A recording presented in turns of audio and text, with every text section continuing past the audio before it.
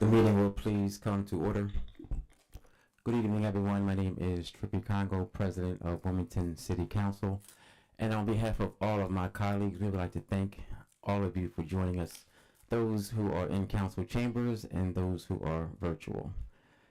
Just as a friendly reminder for public comment, there is a Google Form sign-up link in our chat for those of you who are on Zoom.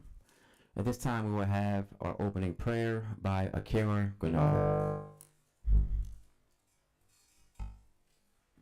Heavenly Father, we have assembled to handle the affairs of our city. As we do so, we ask for your guidance and understanding. We pray that our city reaches a place of peace and safety. Keep us out of harm's way and bless those who are in authority. Let respect be key in all our endeavors. Amen. Amen. At this time, we will recite the Pledge of Allegiance.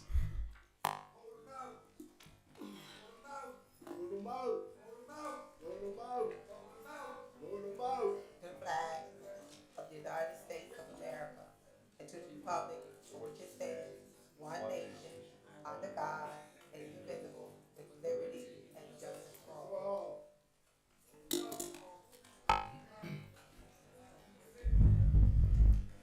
Clerk, please call for the roll. Councilman White, Present. Councilwoman Darby, Present. Councilwoman Oliver, Present. Councilwoman Harley, Present. Councilwoman Fields, Present. Councilwoman McCoy, Councilman Johnson, Here. Councilman Field, Present. Councilwoman Cabrera, Councilman Mills, Present. Councilman Spadola, Present. Councilwoman Bracy, President Congo. Here. 10 present and 3 absent. Thank you. At this time, I have the reading of the minutes of the previous meeting.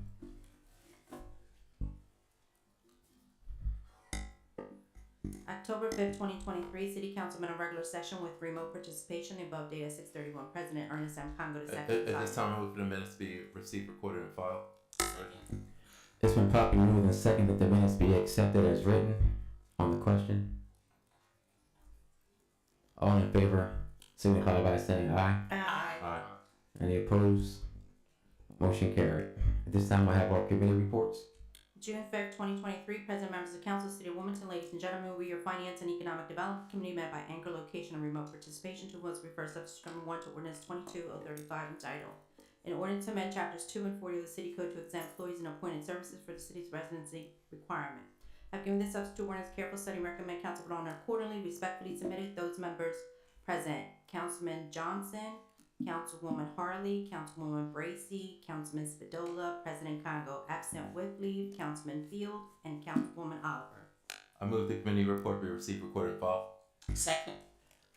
It's been properly moved and seconded that the committee report be received, recorded, and filed. On the question, all in favor signify by saying aye. Aye. Council President. Any opposed? Excuse me. Yes. There's an issue with the mics. Yeah, I just texted Amanda. Okay, WITN, can you address the mic? Okay, Yes. thank you. Echo.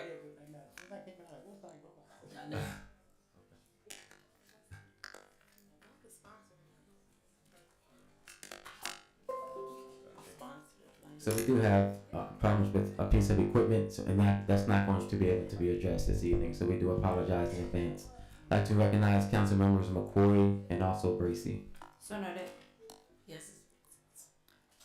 October 9th, 2023, we, your joint Public Safety and Finance and Economic Development Committees, met by anchor location remote participation to was referred ordinance number 23036 entitled, an ordinance to authorize and approve an amendment to the Master Service Agreement between the City of Wilmington and Pimentus Corporation. I've given this ordinance careful study and recommend council vote on it accordingly. Respectfully submitted. Those members present: Councilwoman Harley, Councilwoman Bracy, Councilman Field, Councilwoman Oliver, Councilman Spadola, President Congo. Absent with leave, Councilman Johnson. At this time, I move the committee report be received, recorded, and filed. Second. It's been properly moved and seconded that the committee report be received, recorded, and filed. On the question, all in favor signify by saying aye. Aye. Any opposed? Motion carried.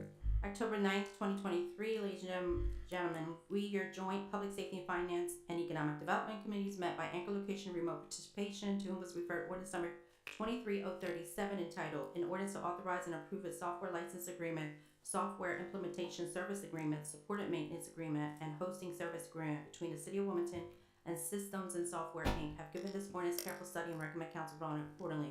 Respectfully submitted, those members present: Councilwoman Harley, Councilwoman Bracy, Councilman Field, Councilwoman Oliver, Councilman Spadola, President Congo, absent with leave, Councilman Johnson. I move the committee report be received, recorded, filed. Second. It's been properly moved and second that the report be received, recorded, and filed. On the question, all in favor signify by saying aye. Aye. Any opposed? Motion carried. Thank you. This time I have a city treasury report. October 19, 2023. Total investment $499,943,708.74. Total cash on hand $15,285,791.41. Grand total $515,229,500.15. Submitted by Dwayne Sims, City Treasurer. I move the treasurer report be received, recorded, and filed as written. Second. It's been properly moved and second that the report be received, recorded, and filed. On the question, all in favor signify by saying aye. Aye. Any opposed? Motion carried. I'll accept the motion to move to accept all non-legislative business. So moved. Second. It's been properly moved and second to accept all non-legislative business. On the question, all in favor signify by saying aye. Aye. Any opposed? Motion carried. At this time, we will have recognition for our resolutions. Councilmember White. Thank you, Mr. President. As a friendly reminder, please watch your step as you are coming forward to the podium.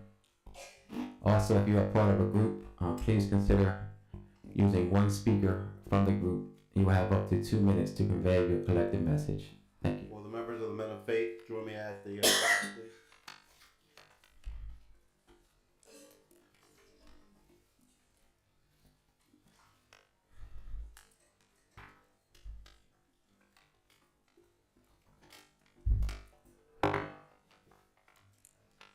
Bring everybody up. Family, bring them all up.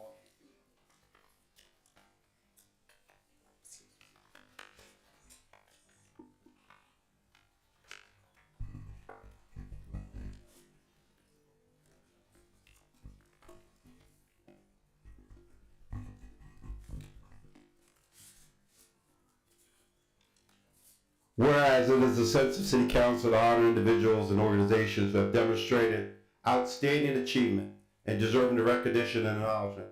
Men of Faith, Inc. is one such organization. Men of Faith is a statewide outreach service. Their mission is to provide community-wide social, economic, and spiritual support to focus groups of youth and agencies who seek to improve and promote harmony and nonviolence within and among their peers. Its members meet regularly to seek spiritual guidance in their efforts to support each other and help others. Whereas Men of Faith Inc.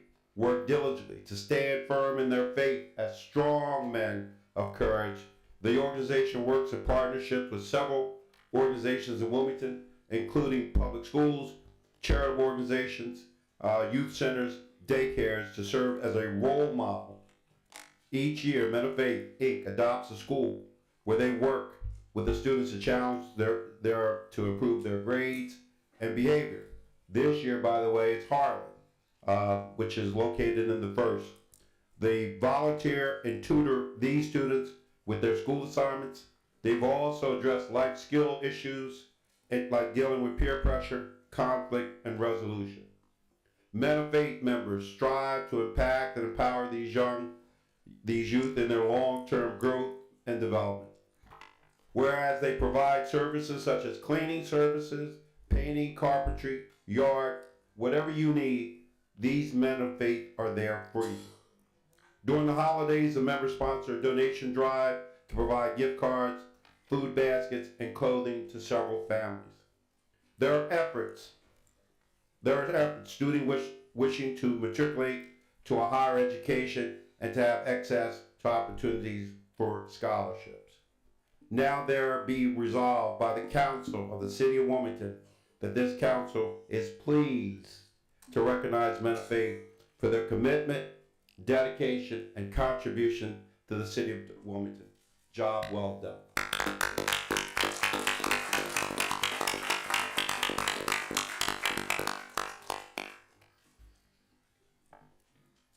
Thank you very much and good evening. Men of Faith, on behalf of Men of Faith, we want to thank God for allowing us to do what we're able to do. We want to thank our Councilman Vincent White and the rest of the council for acknowledging us. We want to thank our families for being supportive to us and helping us out every step of the way. We call it Men of Faith, but truth be known, the women play a major role in the organization. With their yes, do it this way, and no, don't do it that way. But on behalf of the other members, Mr. Henry Pinckney and myself, we appreciate it. We thank you very much.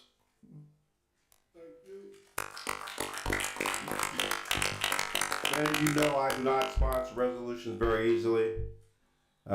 This gentleman to my left is a longtime acquaintance. We didn't see each other for about 20 years after college. We bumped into each other literally on my street, and he began to express and espouse on the things that he was doing in the community.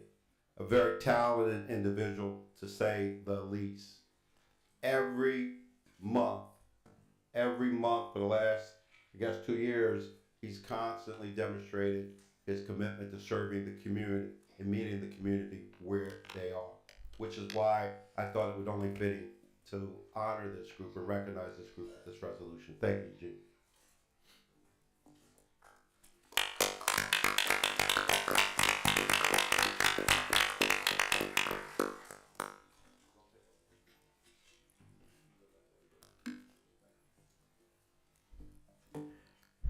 Councilman White, did you have another presentation? Yes, Mr. President, I do. Today is Valentine's Day. Will the man of Omega Phi Psi fraternity join me at the dais, please? Just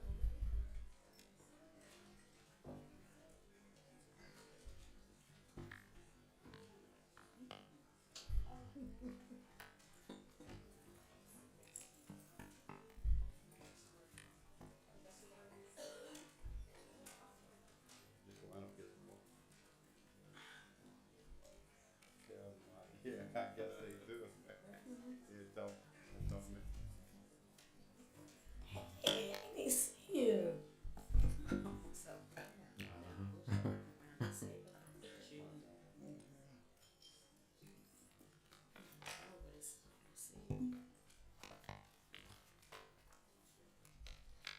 Looking awful good, brothers. Awful good. Whereas it is the sense of City Council to acknowledge individuals and organizations that merit recognition. Councilmember Vincent White, that's me, would like to commend Omega Phi Psi Fraternity, Inc. Their successes have been achieved is noteworthy and merits special distinction. The Omega Phi Psi Fraternity is the first international fraternity organization founded on the campus of an historical black college on November 17, 1911. 3 undergrads, Amos, Love, James Cooper, and Franklin Coleman, established the first chapter at where? Howard University in Washington, D.C. Omega Phi Psi is derived from the Greek phrase, friendship is essential for the soul, which became the fraternity's motto.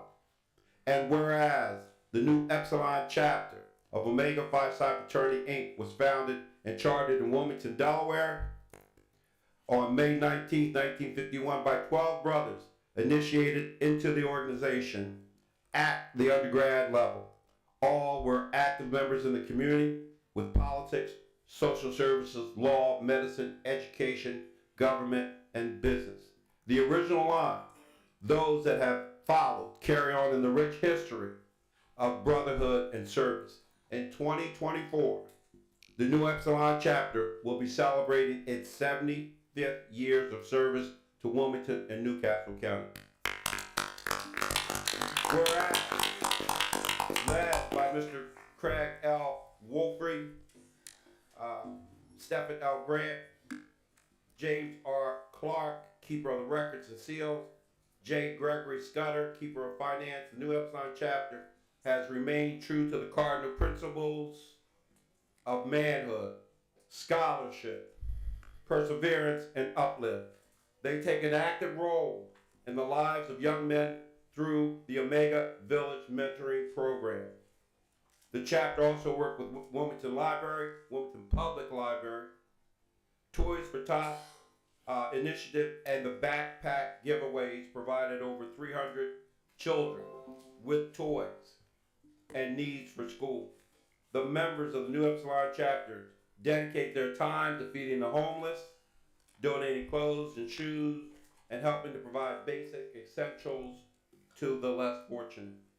Now, therefore, be resolved by the Council of the City of Wilmington that this council is pleased to recognize Omega Phi Psi chapter, New Epsilon chapter, for the important work to the community service, social action, scholarship, and brotherhood. Job well done, brothers. Job well done.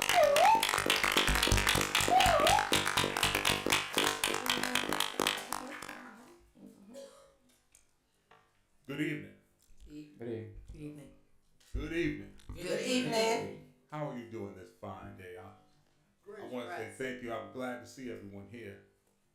My name is Craig Wolfrey, and I'm the bossless of the New Epsilon chapter of Mega Psi Phi Fraternity Incorporated. And we are honored and thank all of you for this great honor today. And Mr. White, City Council, thank you very much for this honor. I feel privileged to be the bossless or the president of these men because they are great men. I myself have worked for the city of Wilmington in this building for 8 years. I was the president of the union in this building and I worked for the city for years and feel honored to even be standing here in front of you and working for you in different ways. So thank you again, and we will be here hopefully for hundreds of years working for your children and your children's children, working with the city. So thank you very much.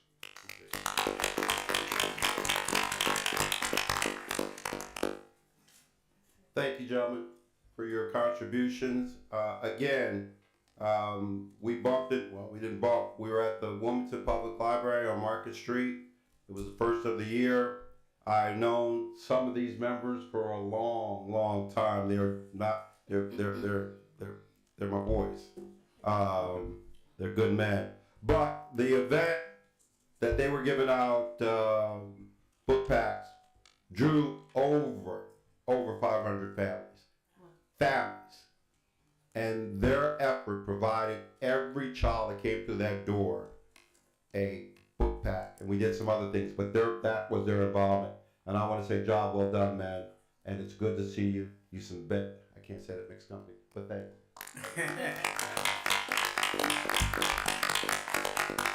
That concludes my presentation, Mr. President. Thank you. I'd like to recognize Councilwoman Cabrera. Steve.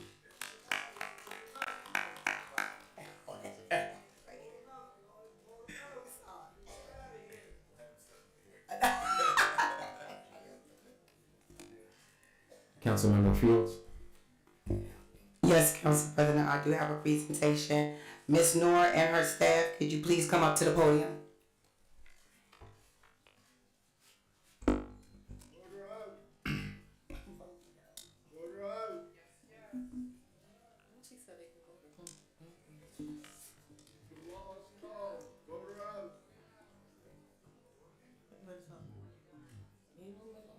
Thank you.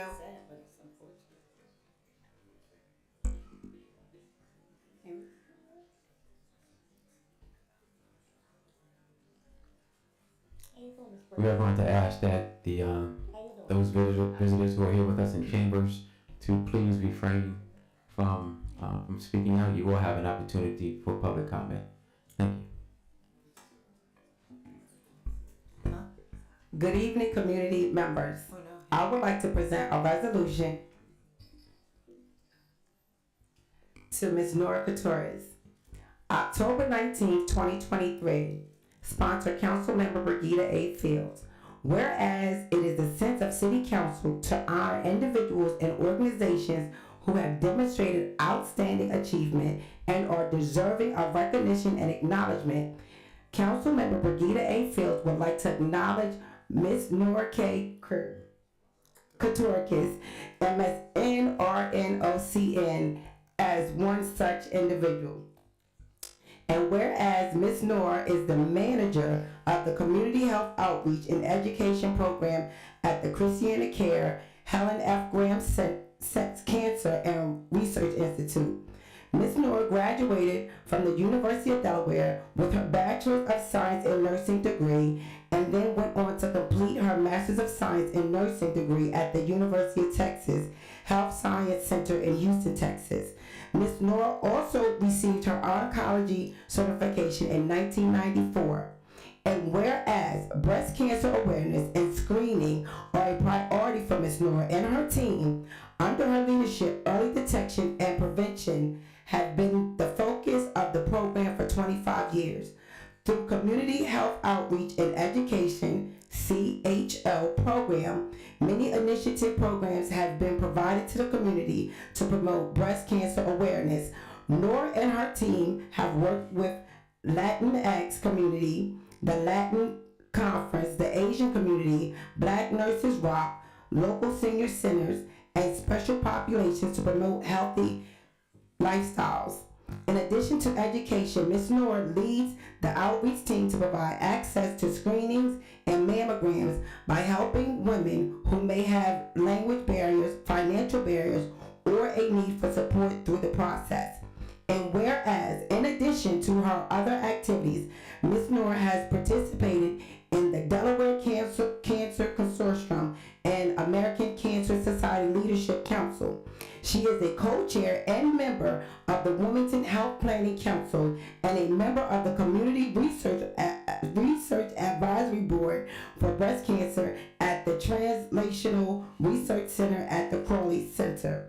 Now there be for it resolved by the Council of the City of Wilmington that this legislation body would like to recognize accomplishments of Ms.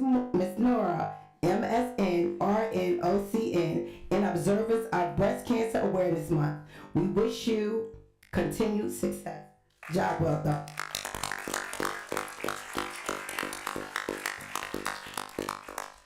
Can you see me? I know I'm short. Thank you so very much. I go way back, 25 years, but my team is here, and this is only a part of the team. Over 25 years, some of them have retired, but they always worked in the community.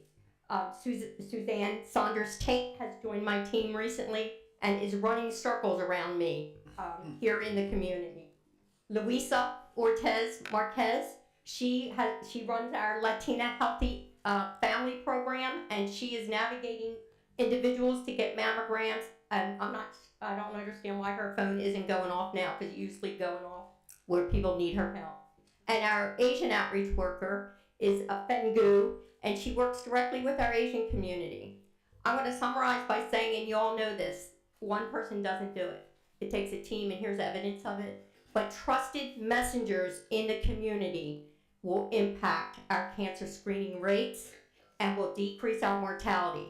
But I need your help too, as council people and as people in the audience. Please connect with my team. We will help our women and our men get cancer screenings done. Thank you, Mr. Conklin. Thank you.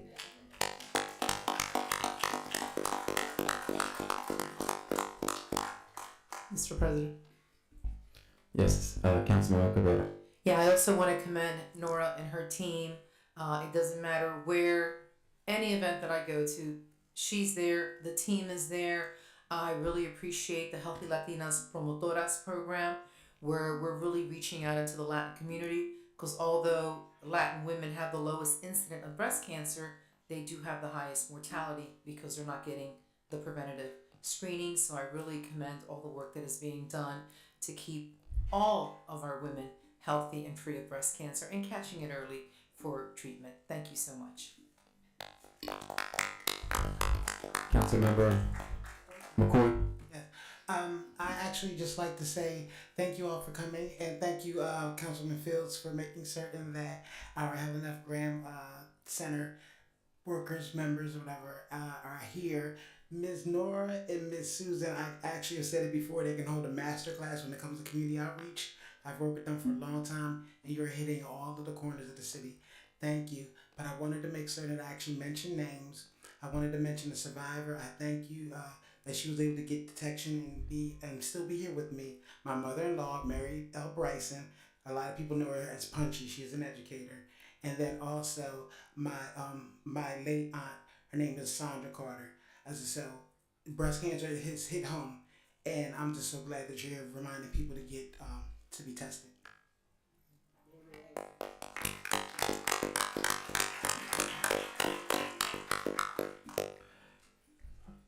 Before we go to public comment, we're going to give WITN or our media team an opportunity to try to fix the equipment. Realize that the mics sound pretty bad. It's probably worse virtually, and those of you who are watching on TV, so we're going to give them a couple minutes just to try to fix the equipment. So please bear with us. For those of you who are just coming in, and if you would like to make public comment, if you haven't signed up, you still can. And the sign-in sheet is right just before the front row.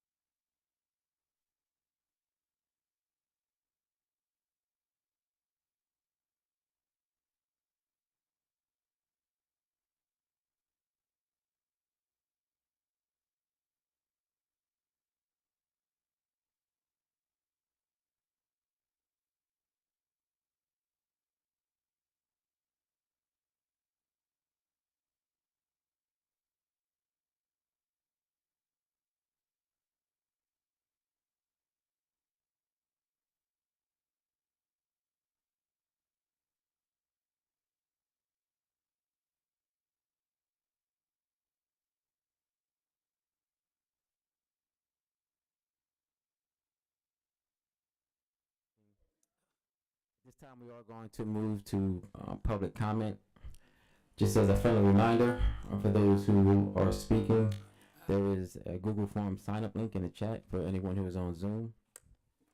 Your time frame is 3 minutes. We are going to have to stick to that as closely as we can. We have probably around 20 plus people who sign up for public comment in chambers, and I think we also have some who signed up virtually. Everyone will get an opportunity to speak. Once you come forward, please introduce yourself.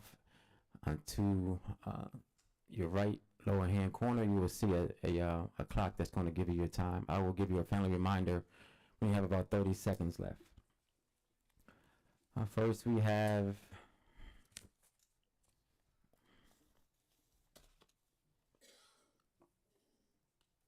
Abdul Hameen L. Abdul Hameen L.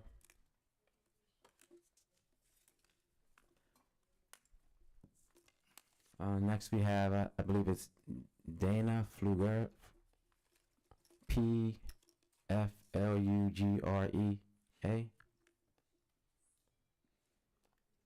First name begins with a D.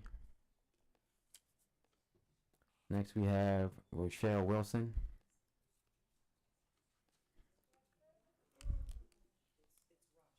Rochelle Wilson. I apologize. You should know that. You can come up this way. All right. And please watch your step. Hey, Rochelle. Please watch your step as you come to the podium. Okay. First and foremost, I'd like to say peace and grace. Greetings to all of my city council representatives. Many of you have graced me with the pleasure to get to know you. Some of you, that pleasure still awaits. However, I must say, when a city employee lives in the community that they serve, they are more likely to be invested in the community's welfare and outcomes. This matters not just for our police officers, 911 callers, city lawyers, sanitation workers, city planners, and the list just goes on. There are economic benefits for the city as workers would continue more to local businesses, would contribute more to local businesses and local taxes. According to the Department of Labor, local area unemployment statistics in August of 2023, there were more than 2,600 unemployed persons in the city of Wilmington. But the city of Wilmington is looking to fill 92 positions. To me, in my wisdom, it's very simple. It's not complicated. It's very simple. Allow people to be trained to do the jobs that you want them to do.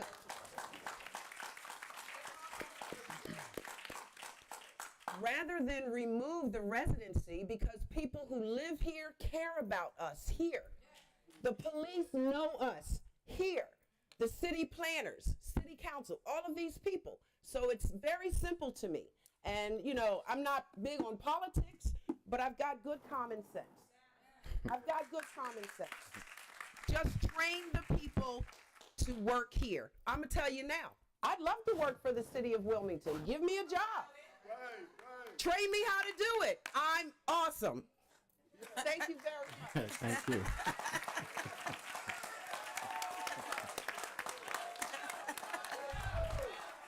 Next we have, again, we're going to ask everyone to please refrain. Everyone will have an opportunity to come forward and speak. Next we have Kevin Malloy. Kevin Malloy.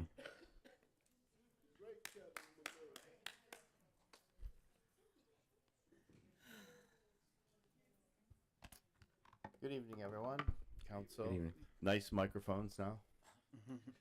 I think Wilmington's a small town. I know it's actually a city, but really it's a small town.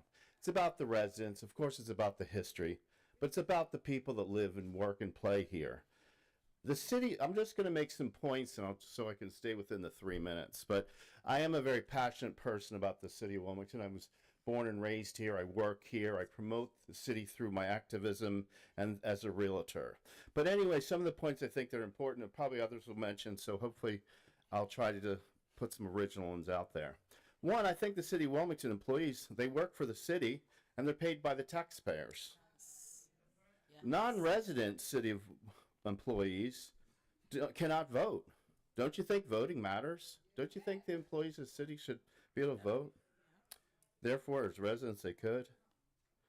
Commuters lose touch with resident issues. Commuters get in automobiles and they drive out and they have remote control in their garage and they leave the city.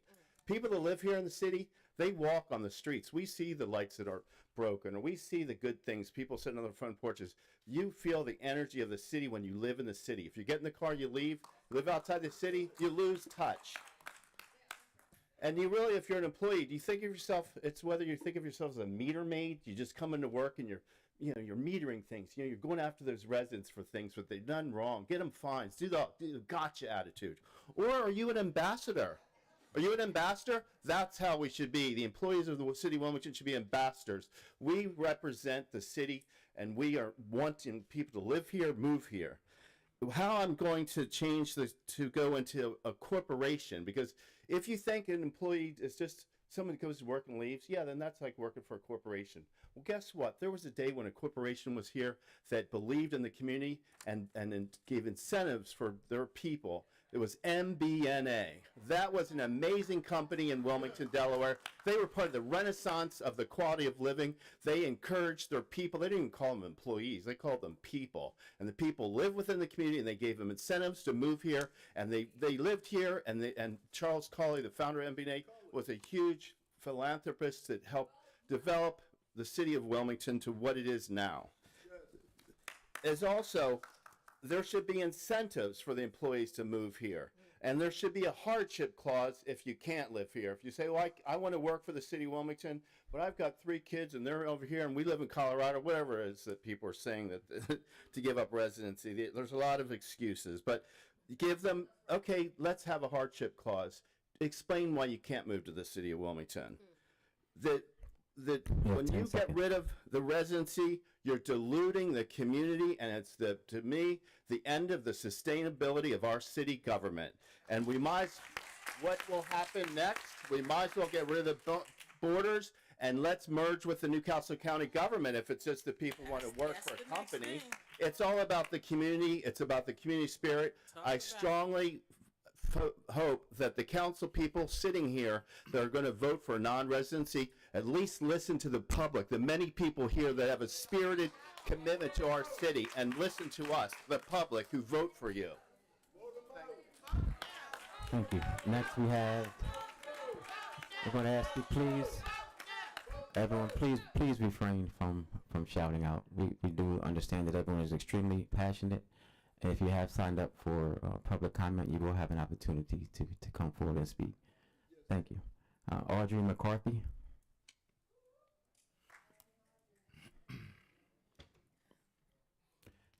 Please watch your step as you come forward, Ms. McCarthy.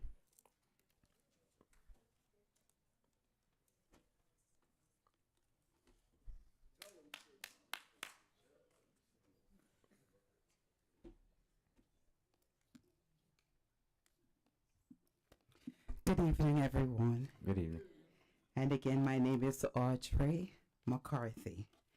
And I'm here because I am in favor of keeping the residency program in the city of Wilmington. And I want to say to the city council members who I see on this list that is voting to move it, get rid of it, I want to remind you that it is the residents of Wilmington that put you in your seats. We have the power to put you there, and we have the power to remove you.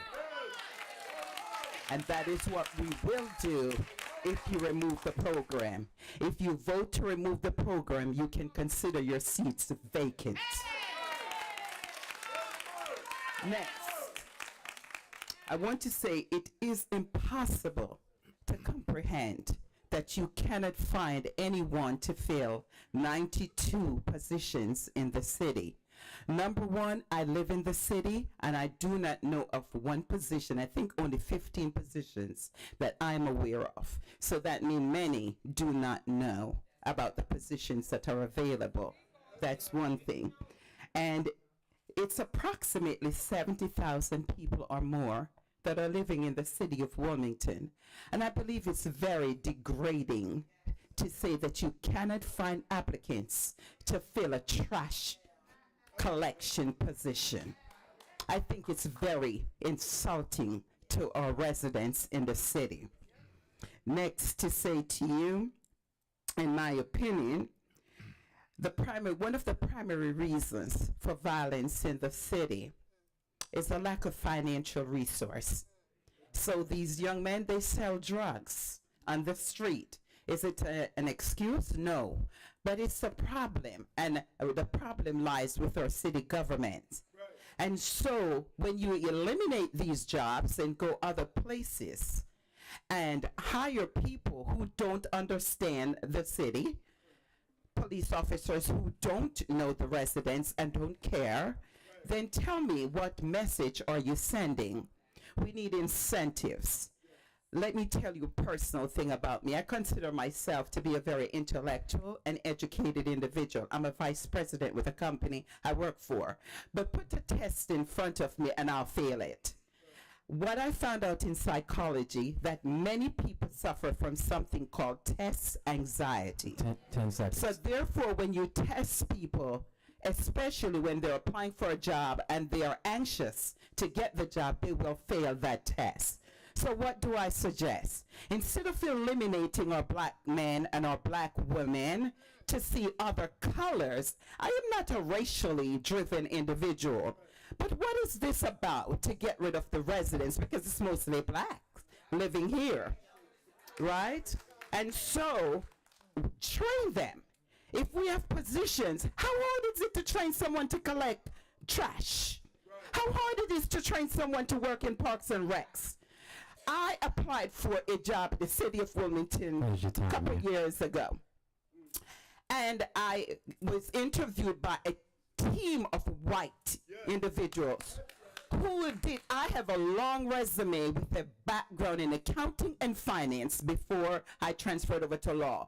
They directed me down to customer service without any explanation as to why I was not qualified for that position. So what I'm saying here, there are too many reasons behind wanting to get rid of this program. Please, men, gentlemen, keep the residency program for the city of Wilmington. And if you decide to go outside, please make it a requirement. I'm not against that, because you need qualified candidates, right? But make it a requirement that they must move in the city within 6 months to a year. Thank you. Thank you.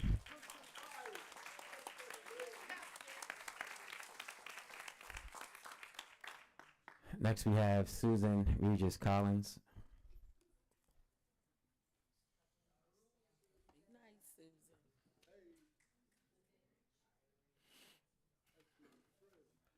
And please watch your step when you come to the podium, Ms. Collins.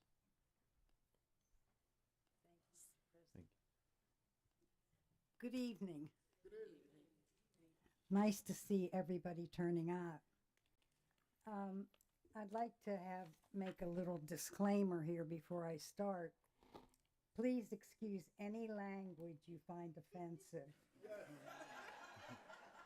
Talking in mic. I'm an accolade of Senator John Fetterman, Democrat of Pennsylvania. You know, the big guy with the hooded sweatshirt. He's one of my heroes. Okay. Tonight, we the people are in council chambers fighting one of Persicki's many parting nose thumbs at city residents. Okay, so if these police officers, like those in the past, who agitated to get rid of residency, don't want to live in the city, that's fine. I don't have any problem with somebody saying, I don't want to live in the city. They have plenty of opportunities and options with state, county, river and bay, smaller cities and towns. In fact, the entire tri-state area. There's hundreds of jobs out there. Okay, many in this room have fought this fight before. And we are not interested in an occupation force controlling our city. You may recall, or maybe you don't recall, but your family members recall, that after Dr. King's assassination, the National Guard was in here for 9 months. Okay? In Philly, D.C., Baltimore, they stayed for weeks. Yeah, okay. This is a step the white elites and a cabal of handkerchief heads have worked on for years. In my opinion, this is nothing but a move to metropolitan government. Yeah, 30 seconds. This would seriously dilute political power for people of color at a time when many have made it into the middle class. Maybe progress has been slow, but nonetheless steady. So it must be time to pull the rug out to achieve the white man's ultimate goal of denying power at any cost to so-called minorities. When you live in a city where you're not a minority, but you're still referred to one. Okay, this is an old game, left over from Civil War days. If it looks like people of color are gaining power, it must be stopped at any means possible.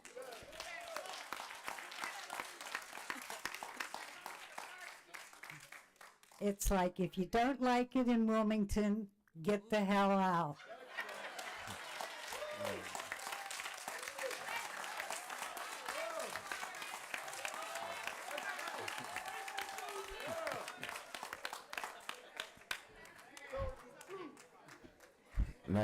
Our next speaker is Keandra McDowell. Keandra McDowell.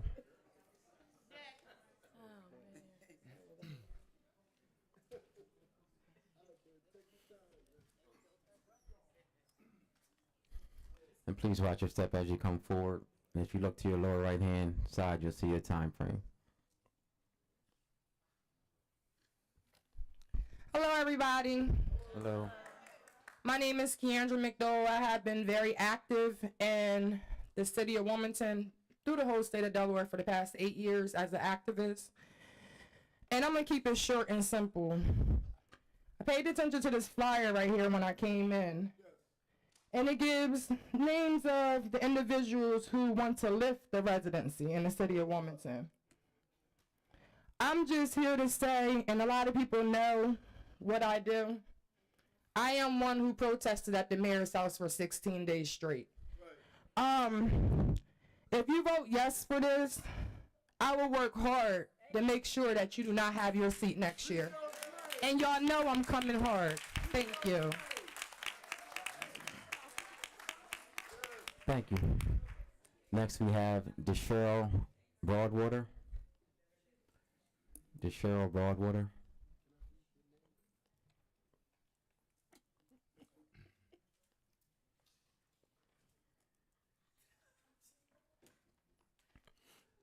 Please watch your step as you step to the podium. Your lower right hand side, you will see your time clock. Good evening, everyone. Good evening. I'm glad to be here, but I'm sad to be here under these circumstances. You know, the bottom line is what he's saying, what the mayor is saying is, your kids, my son, your grandchild, doesn't matter. That's all it's saying. They're using their privilege to push us back. If this passes, this is going to be 50 years of us fighting. I remember what it took for me to be able to stand here and be able to vote. I think it's a disgrace for some of us who sit here in city council knowing what our parents before us fought for. It's a disgrace. So what I will say is your decision to support these efforts is a slap in the face to the constituents that voted you in. If the mayor doesn't care for the city of Wilmington, what makes you think he cares about you? Because you all, with the exception of a few, look just like me. What he's saying is we don't matter. And we've had enough of this we don't matter. We voted you in. We used our vote to put you in place to support us. And that's not being done. If you want to know what the city of Wilmington's gonna look like in about, I'll say 10 years. Councilwoman McCoy, you're from Chester. I'm gonna ask you, Look at please don't. I'm sorry, I direct apologize. Your comments to any council members, only to me as the president. Thank you. Okay. Thank you. Well, some of us on council, look at Chester. Just take a look at what Chester looks like. That's what it's gonna look like. I applied for I wanted a 911 job. I can be an operator. I do advocacy, crisis intervention. I think I'd be perfect for the job. So if you still have that job open now, what you got, 90 jobs left? Because Rachel's already going to take one. Yeah, I take 30 one. seconds. So I'll end this, and I'll be very blunt. What the mayor is doing and what he's saying right now, he's almost pulling his pants down and telling you to kiss his butt, because that's what he's doing.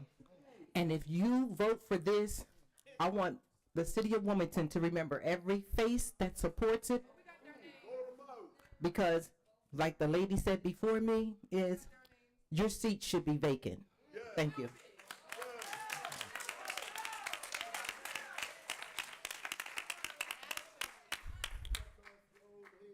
Is Teresa Oliver still in council chambers?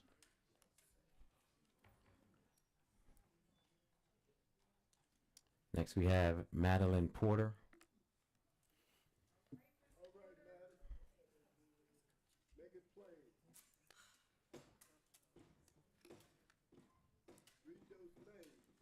Please watch your step, Ms. Porter. Thank you. When a city employee lives in the community they serve, they are more likely to be invested in that community's welfare and outcomes. This matters not just for police officers, but for also the city lawyers, sanitation workers, and city planners. There are also economic benefits for the city. As workers, we contribute more to local businesses and local taxes. According to the Department of Labor, local area unemployment statistics, in August 2023, there was more than 2,600 unemployed people in Wilmington. That's ridiculous. Yet somehow, the city claims it's unable to fill 92 vacant positions. Explain that. Rather than eliminating the residency requirement, City Council and the Mayor administration should focus on apprenticeship and training programs to get current city residents into city jobs. The Mayor administration has invested 6 figures of city funds to its Time Wilmington campaign to push residency to live, play, and work in Wilmington.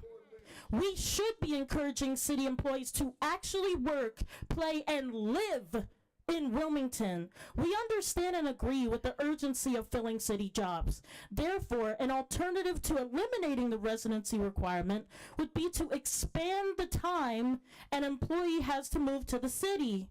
Current law allows 6 months to move to the city after employee. Amending the law to allow for 1 year would also provide the opportunity for people to take the time they need to find a new home without lifting the requirement they actually live in the city. We urge all city council members to vote no on the legislation proposed. Wilmington jobs for Wilmingtonians. It's our city. We care because we live here. We reap the benefits and rewards, or we'll suffer the consequences. What's the motive for people to do better if better opportunities aren't available? Employ us. Serve us. And if you don't, you'll get served. You'll be unemployed. Residents matter. We matter. Outsiders? No, they don't matter. And if your job matters to you, you'll vote no.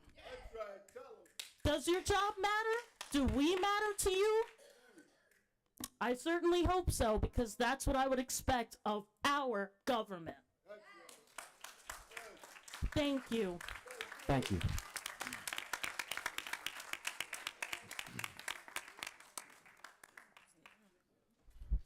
Next, we have Jakeem Mohammed.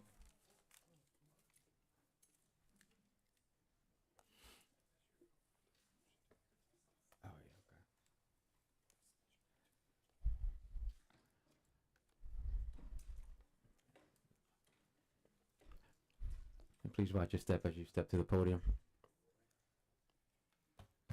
All right, peace and blessings to all.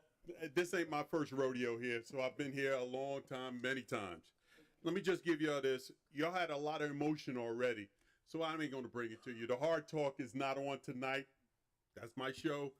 But I'm going to give you this. Wilmington City Council should vote no on lifting the residence requirement. Oh, let me just introduce myself. My name is Jakeem Mohammed. I'm a civic advocate, a host, a veteran, and a retired law enforcement.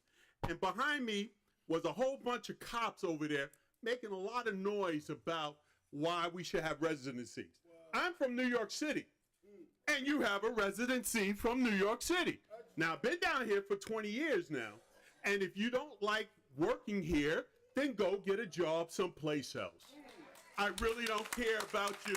It's that culture that's the reason why we're in this situation.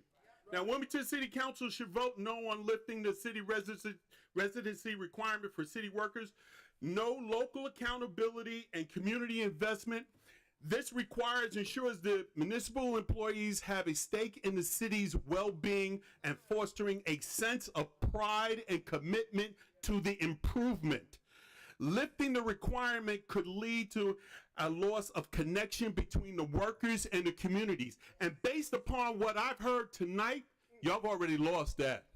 There's no connection between them and you. It's you against them. That's the type of culture they got. I know it because I worked it for 25 years.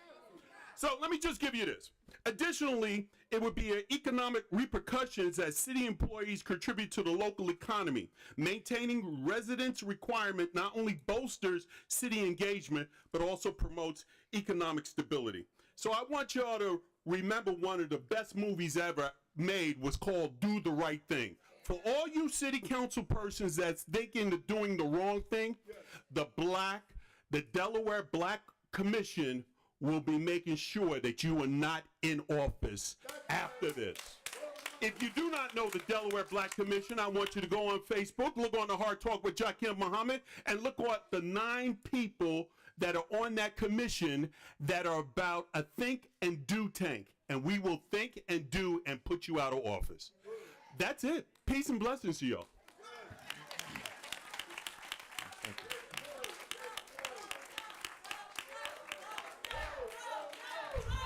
We're going to have, at this time, we are going to, per council rules, we're going to have to vote to extend public comment past 7:30. It's in our rules that if public comment comes up to 7:30, we have to vote for it to continue. So moved. Second. All in favor for extending public comment, say aye. Aye. Any opposed? Or any council members opposed? Motion passed. Thank you. This time we're going to have Dion Wilson.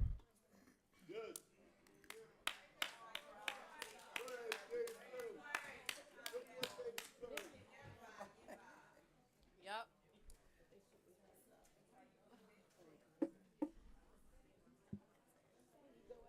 Good evening, City Council. My name is Dion Wilson.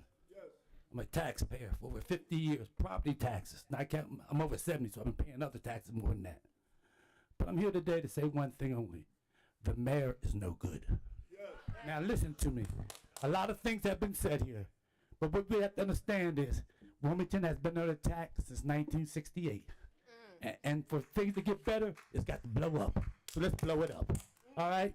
There's council members in here who are in favor of taking away residency. I just heard I can't call the young man's name, but I was here 5 years ago, when he said there's not a person in the city of Wilmington capable of passing the police test. This individual is one of the individuals that wants to get rid of residency now. He wasn't elected then, he was appointed. There's a bunch of people in here now that were appointed, that were not elected. They still feel the same way. I looked up the word about 2 months ago. I saw it said quality of life. The state of Delaware is number 48. Only people below us was Mississippi and Alaska. So today, before I came in here, I looked at quality of life for the city of Wilmington. There are no figures. It's so low, there are no figures. Chester had figures. Philadelphia had figures. Wilmington does not have enough information to even be qualified under the quality of life standard. We have a mayor that's been building buildings since he got here. He's done nothing for our community. Every time he has a budget, it's about building. We have rapid criminal, all kind of stuff going on that's wrong. But if you don't invest in your community and you don't invest in your people, then how can it go right? We don't need occupying force. This is not the Gaza Strip. If the police don't live here with us, they don't need to be in here with us. All right? If the firemen don't live here with us, they don't need to be in here with us. If anybody who's taking taxpayer money don't want to be in the city of Wilmington, get out. Just get out now, go quick. Any city council member, and all city council members who are in favor, just like I told the last city council president that she would not be re-elected, and she wasn't. You will not be re-elected, because we're going to fight hard as hell to get you out of here. We're really going to fight. That last time was just a few of us. Now it's a bunch of us, because everybody can see the light. It's 30 seconds. All right? If you're blind, open your eyes. If anybody, my aunt, Golden Wilson, was a cop. First woman cop in the history of Wilmington. She lived in the city. Mr. Purnell, the first black man that was a cop. He was my next door neighbor. They wasn't living in Greenville, Centerville, or anywhere else. They were in the city. Taxpayer dollars need to go to the city. You give people jobs, paying good money, they're going to take tax dollars out of the city? Yep. Come on now. He's going to bankrupt the city before he leaves. That's what Persicki wants to do. He wants to bankrupt the city before he leaves. He's built buildings. He's done nothing for the people. He doesn't want to. That's your time, sir. All right? So look, what we need to do is people not only get a real mayor elected this time, all right? We get a real mayor, remember quality of life. You don't have a quality of life in the city of Wilmington. And we don't want army occupation. Thank you, please. Again, I'm going to ask you to please try to refrain from shouting. Please, thank you so much. Next we have, well, there were two people. I just want to make sure that signed up for no public comment. That was Pastor Derek Johnson and Deacon L. Woods. Is that correct? Did you want to have public comment? Pastor Johnson?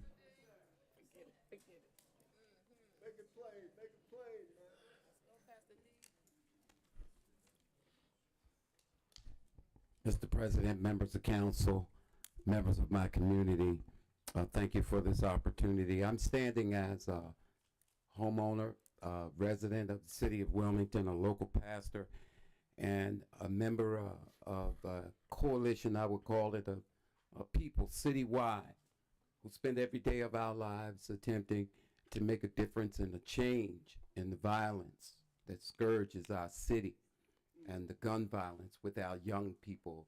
Spend our lives, many of them are in this room tonight, we spend our lives doing this. And I've come to say to the members of council, both who support a no vote, those who, whether out of obligation, intimidation, whatever your motivation for supporting a flawed and backward policy that Mr. Persicki wants to implement, whatever your motivation, I've come to ask you even to consider reconsidering what you are about to do and why you're about to do it. A lifting of the residency requirement in this city would definitely adversely affect our efforts to turn around the gun violence in this city. It would adversely affect it. With 70,000 people in this city, it is ludicrous to suggest that what has taken place with violence and gun violence in the city of Wilmington is the result of a lack of adequate numbers within the police department. That is an untruth. Mr. Persicki knows it. It is rather a result of a failed policing strategy in our communities, a polarizing attitude by our mayor in which he has prevented the police department from working with various elements in the community and all agencies and citizens who want to help. It is a result of not paying Wilmington police officers equal to the pay of those officers that receive pay in Newark, in the county, or somewhere else. A lack of people interested in being Wilmington cops is a result of it not being attractive to be a Wilmington cop, not a result of us not having enough cops. The reality of it is, this is, as has been stated, an attempt on the part of the mayor to implement a strategy that they've been attempting to implement in Wilmington for years, and that is to head us toward metropolitan government. And we ought to send this recommendation by the mayor, which is contradictory in terms. In the article for his retirement recently, he said, as a result of the Wilmington policing under my administration, we've had the lowest crime statistics in the history of the office. What he didn't say is we've had the highest murder rate, the highest school violence rate, the highest. So if in fact, Mr. Mayor, you believe we've had the lowest crime rate in the history of this city under your administration, then why would you be talking about changing the residency requirement that is the cause of us having that low crime rate? I thank you for this opportunity and say to you, send this recommendation back, or send it where Mike Persicki is going, to private life. Thank you. Deacon Woods. You okay, sir? Okay, thank you. Donald Farrell.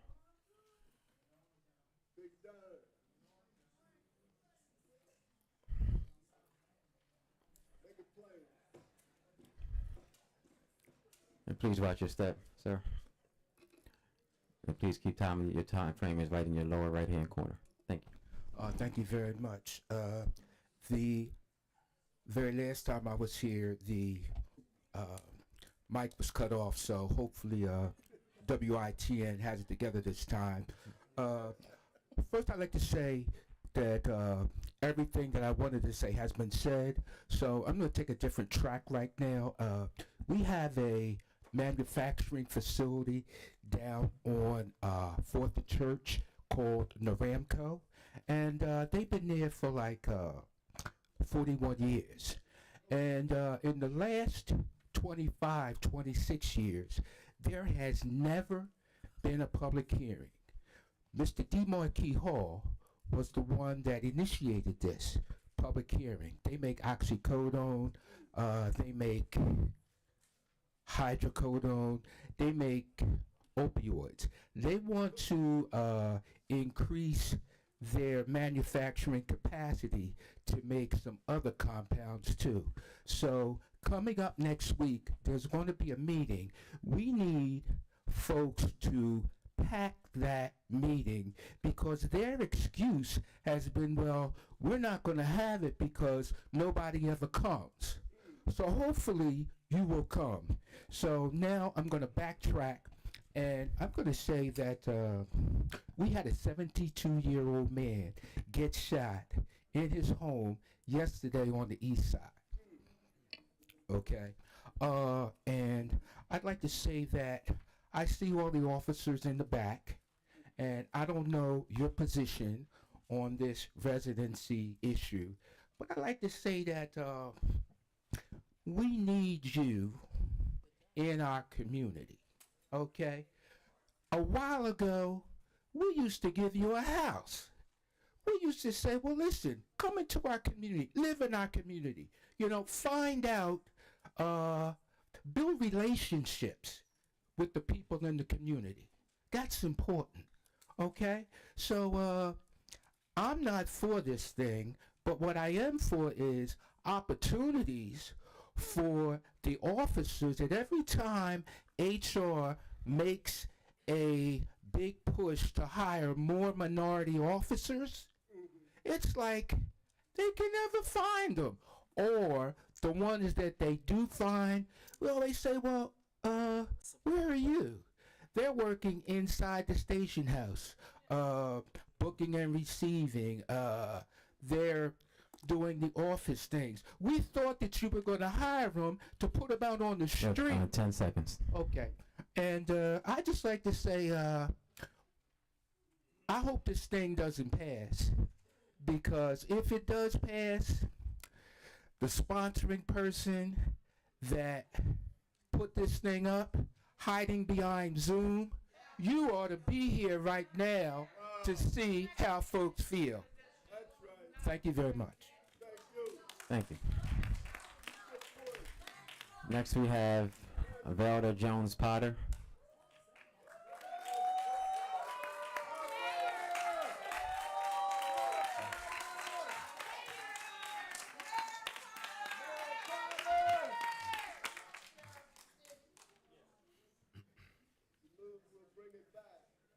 Please watch your step. Good evening, everyone. I am so thankful to see so many people here.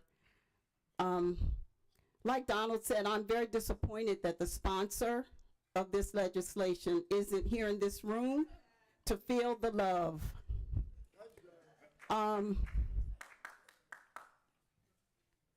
I have been in conversation with several members of the city council during this week because this issue has long-standing implications for this city. Its financial health, its economic viability, our sovereignty as a self-governing, incorporated entity here in this state. You've heard metropolitan government said more than once today. Yes.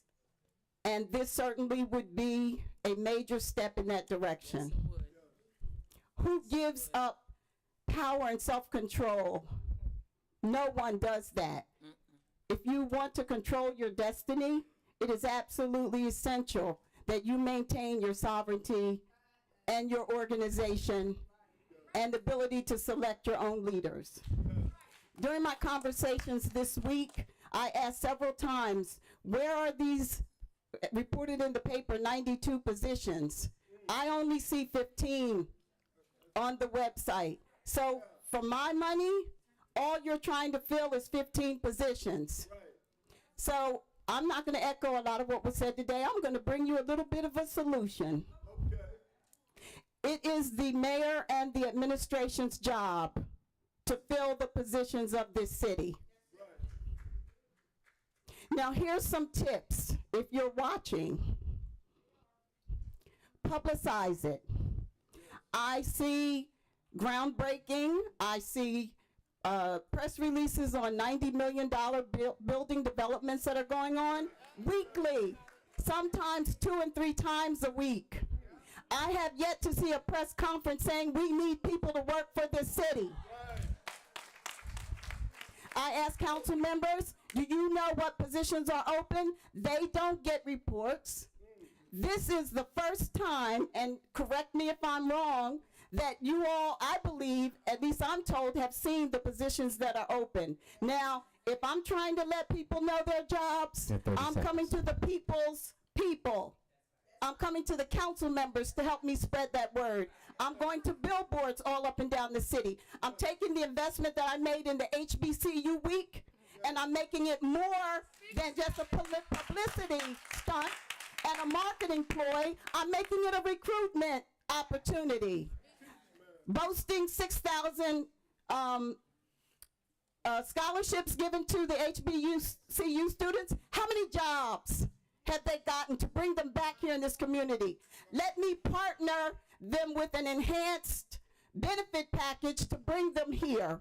Let me give them a home out of the land bank.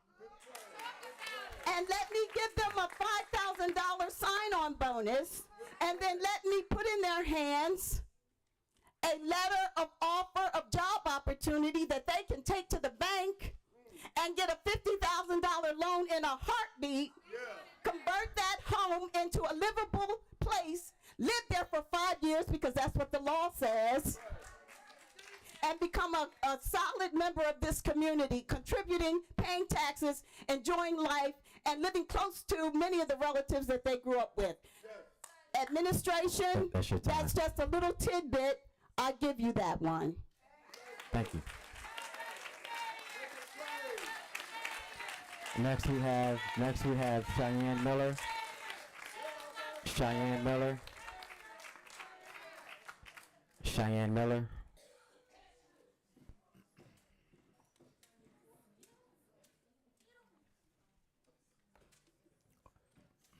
Thank you for joining us. Please watch your step as you get to the podium.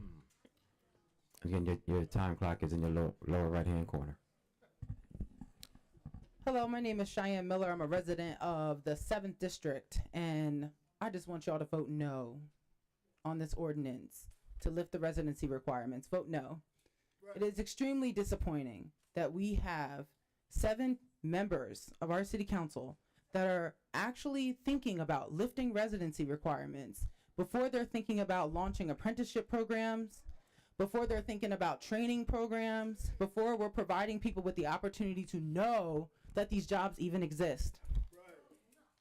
It was dirty to send this and the state ordinance around and the state law around to people sitting in the audience. You gave this to them, but you did not give them a chance to give public comment on this legislation when this legislation was put up. You changed this legislation last minute so that people did not have an opportunity to review it, so that they could understand what the legislation was saying, so they could understand what the legislation would do. We heard about this legislation after it was changed last minute. So not only are you not giving us an opportunity to speak in public comment in a committee, but you're also taking the opportunity for us to have transparency and to listen to the community. I'm extremely disappointed.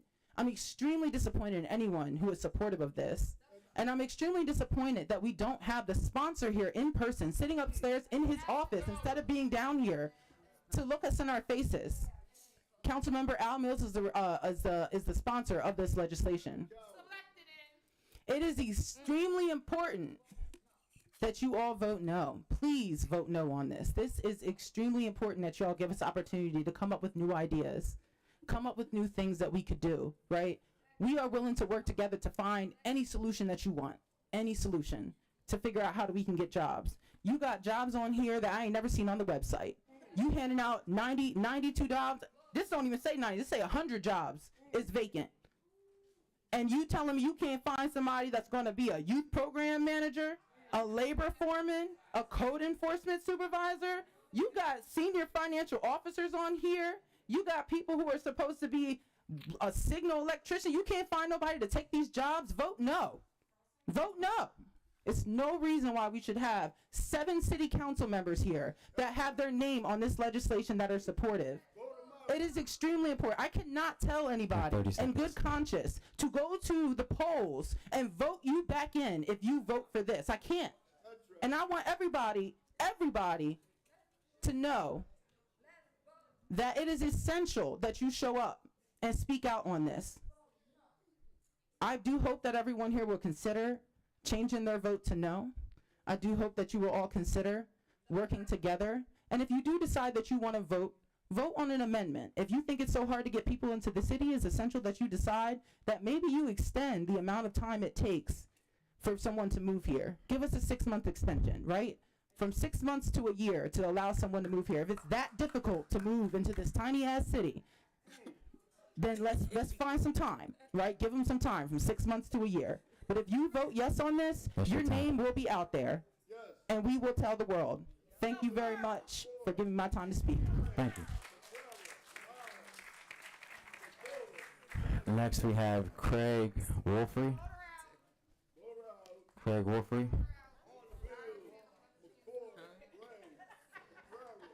Is Craig Wolfrey still with us? Can we please, I just want to make sure that they can hear our name, hear his name called. Craig Wolfrey? Okay, thank you. Wolfie? I know you signed up. I'm not sure if you want public comment or not. If Wolfie is still here. All right. All right, next we have R. Ralston.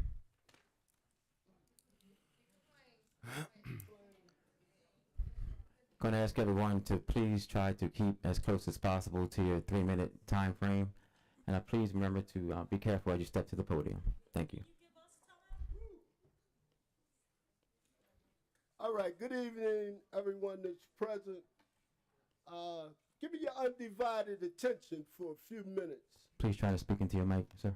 My name's Holland Ralston Jr., and I would first like to say all the individuals on City Council who are in favor of lifting the residency requirement for the city of Wilmington should and must be voted out, because they're voting against their own interests. So if you have an individual that are willing to cut off their own head for some spooky reason, they need to be voted out. My point is this, and I'm going to take it to the hiring practice for the city of Wilmington. In my opinion, the hiring department is full of people with implicit biases, made up of individuals who have the mentality of an Anglo-Saxon superiority complex. These individuals are part of the good old boy and good old girl system who have been embedded in the city of Wilmington for years upon years. Even looking at the police officers in the back and standing around the room. If the city of Wilmington is 65 to 75% African American or black, why isn't it represented in the police department? If Wilmington is 65 to 70% black or African American, and then why isn't it evident in the employment of the city of Wilmington?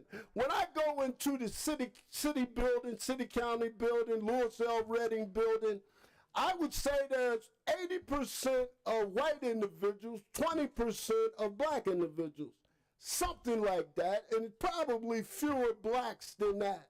Okay, now this good old boy system, this implicit bias is embedded there in the city. So a lot of times when individuals come in for these positions, they might have dreads, they might have plaits, they might have long hair, and these things turn off those individuals who are evaluating them.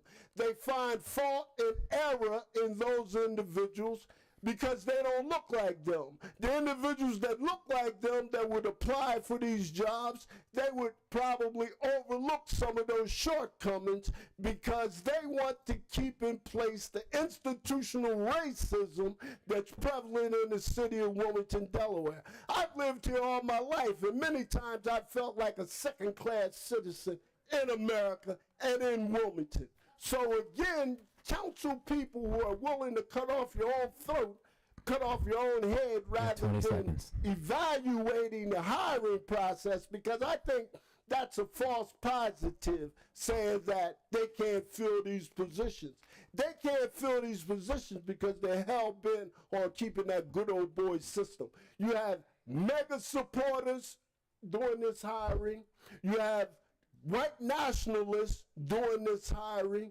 You have avowed racists doing this hiring, and they're enjoying white privilege, so they care nothing about you, they care nothing about me. Now, what caught my attention tonight is nobody's in favor of lifting this residency program. So who do you represent? The constituents or the mayor? The mayor's giving you crumbs in your pocket and in your bank account. That's why you're supporting this bill or this effort to lift the residency program. It's not because of your constituents. That's your time, No sir. constituent in here has been in favor of lifting it. So you tell me, who are you representing and why? Yes, thank you. Thank you.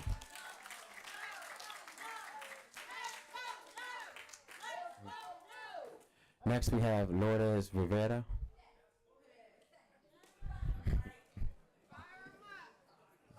Please watch your step as you come to the podium, Ms. Rivera.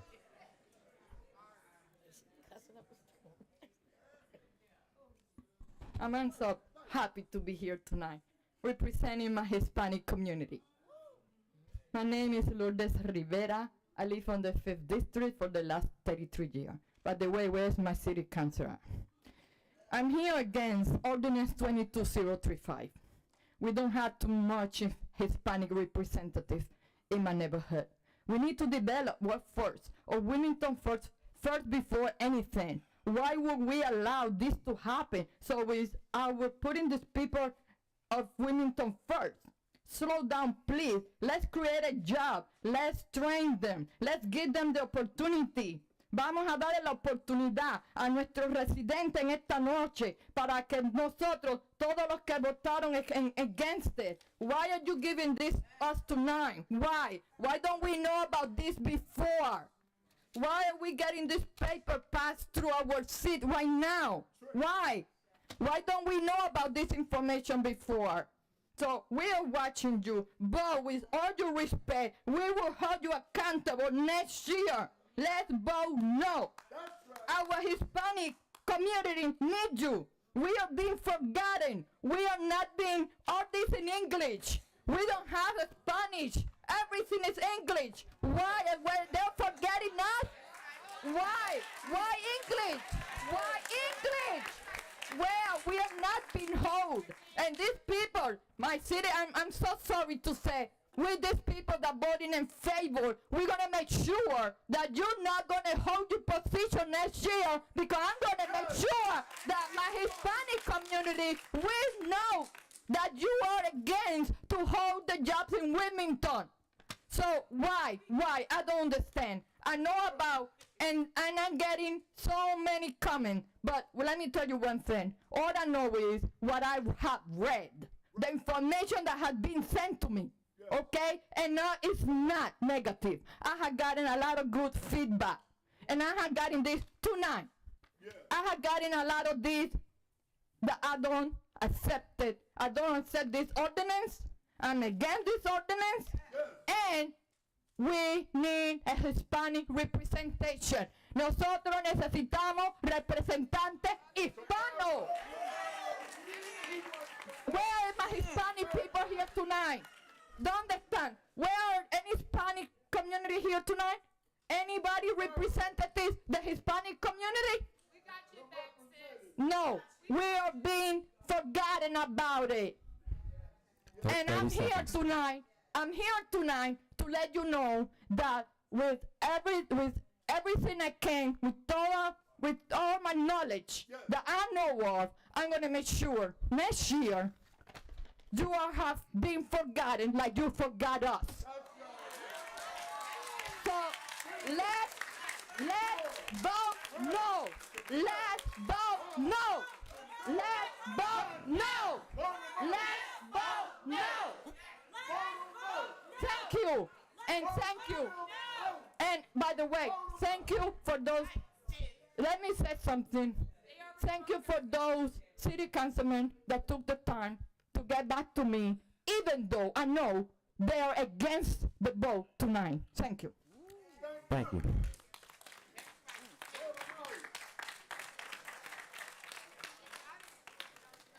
Next we have Brandon Fletcher.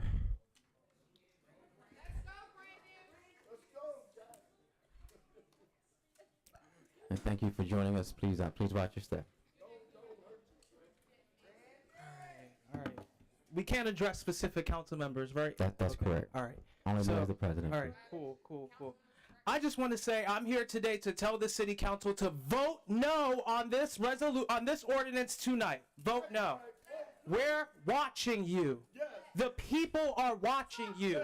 We will not be deceived by the mayor of this city giving these council members talking points to deceive the people of this city. You think you're funny, Przicki, by bringing this out here to confuse the people of the city of Wilmington, making people believe that, oh, there's a state law that says the city of Wilmington now has the responsibility relating to residency to make this change. Yeah, but they have to determine it.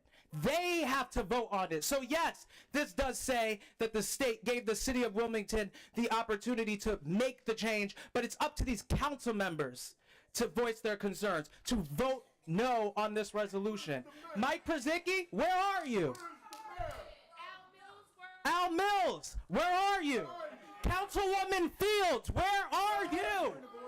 Please do not address any council members. Point of order. Please don't do. Where are you? Thank you. You don't come to city council meetings. You don't come to neighborhood meetings. You don't come out to the community when we need you. We're going to vote you out. September 10th, 2024.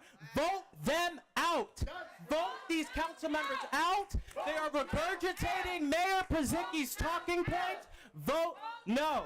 The last thing I have to say about this is Mike Przicki and this city council approved a budget in 2024, which gave the city of Wilmington so much money to invest in development. 8th and Orange.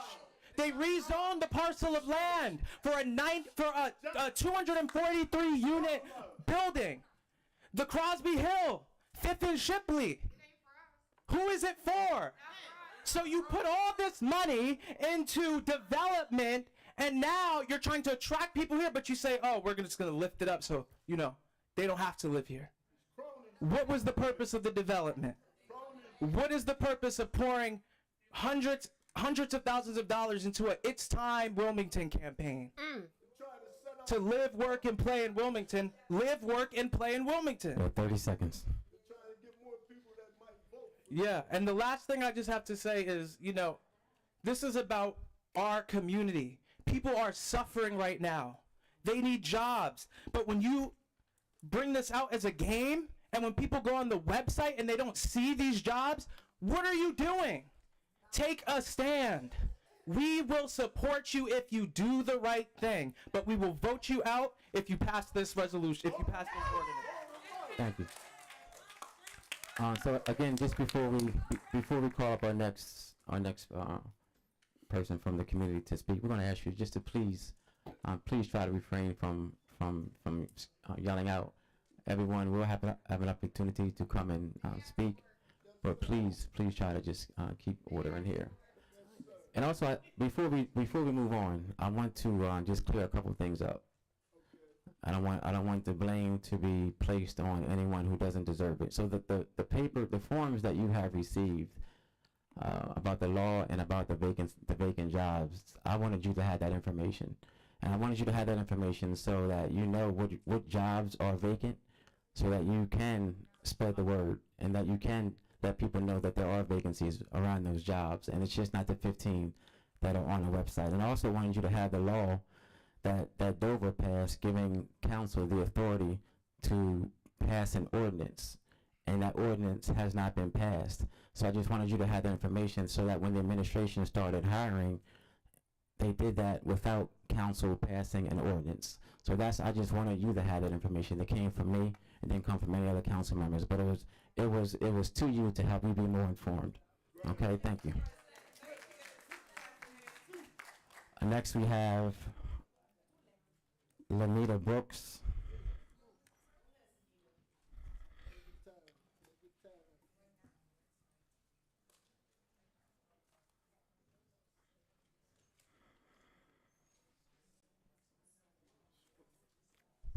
Hello, everyone. A lot of you guys know who I am. My name is Lanita Brooks. I lost one of my sons here in Wilmington, Delaware, right over on the north side in 2015 to gun violence. I'm not understanding why we need to be here tonight. Why do we need to be here tonight to ask y'all to do what's best for our city? I'm not understanding. It don't take a rocket scientist. It don't take a degree. Like, I'm not understanding. Like, why do we got to come here at 8:05 to ask y'all to do the right thing? We voted y'all in here because we thought you guys would do the right thing for our city. And I work in Elkton, Maryland. I shouldn't have to go all the way to Elkton, Maryland to find a decent job when there's one right here in this building for me somewhere, or the next building over there. Like, I want to work here. I can be a victim services specialist. I didn't learn so much in the almost 9 years that my son been going. Like, I know what I'm talking about. I can talk to other people and give them the information they need, or the information I don't have. Train me. me because I know I'm still young enough to where I'm only 46 years old. I'm still young enough to where as though I know what I'm doing. If you give me the chance to learn it, where I'm at now, and I had to learn what I'm doing, but I had to go elsewhere out of the city of Wilmington where I got to pay taxes here and in Elkton. I don't think that's fair. I do not think that's fair when I can get one of these jobs that's on this paper plain as day. I can be trained, and on top of that, I'm scared to leave my kids here. God forbid something happen to me. My kids can't get no job here. Like, I don't even feel them safe here in Wilmington, Delaware under this. Like, I'm scared. I'm scared if something happened to me. What is going to happen to my kids and my grandkids? Thank you. Thank you. Next we have Helen Furman. Helen Furman. Is Helen Furman still with us? Next we have Malik Harris.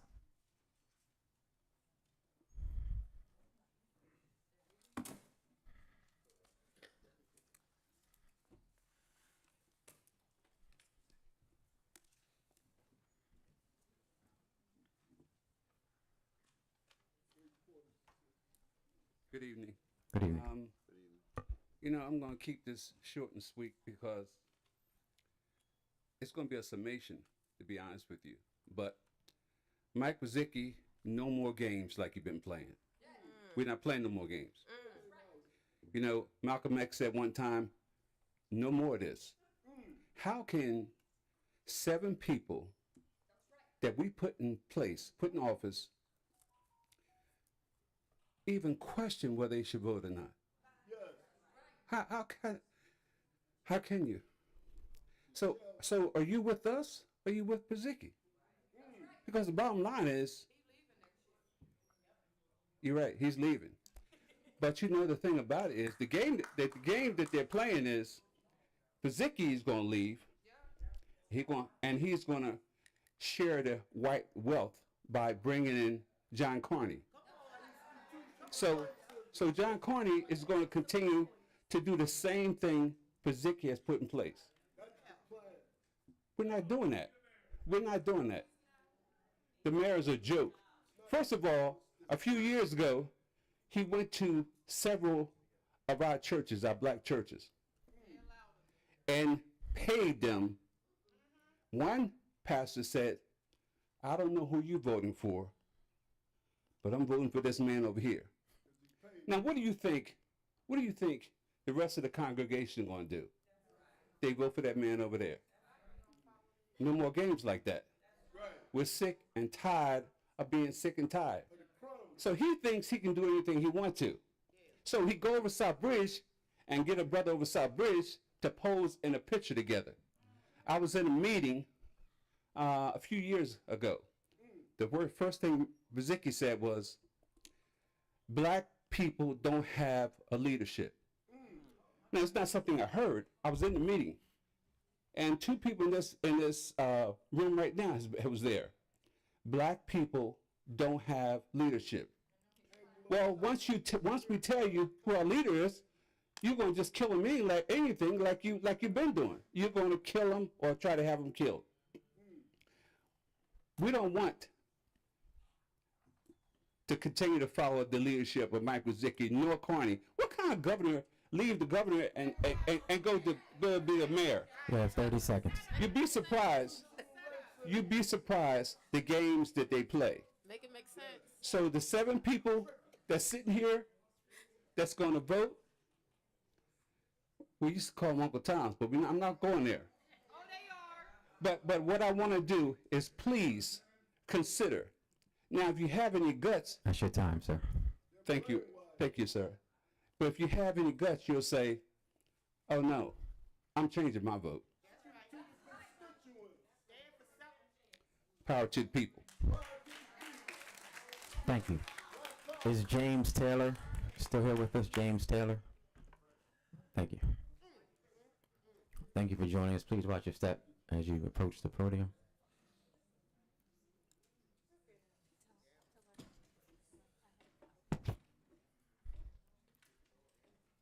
Mr. Taylor, to your lower right-hand corner will be your time clock. Thank you.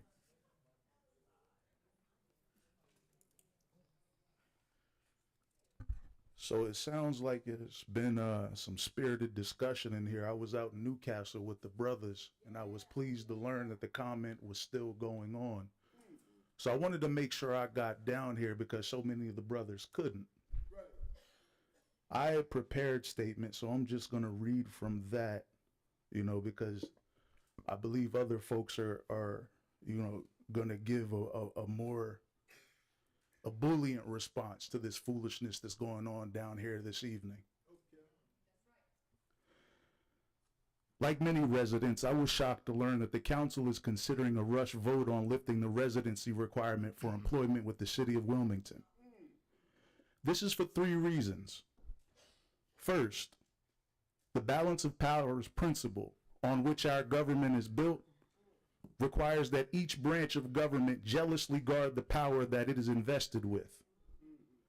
So when a mayor who should be a lame duck comes to council, among whom is seated at least 2 attorneys, and says that he plans to violate city ordinances that the council volitionally and duly enacted because he has chosen to ignore his legal education.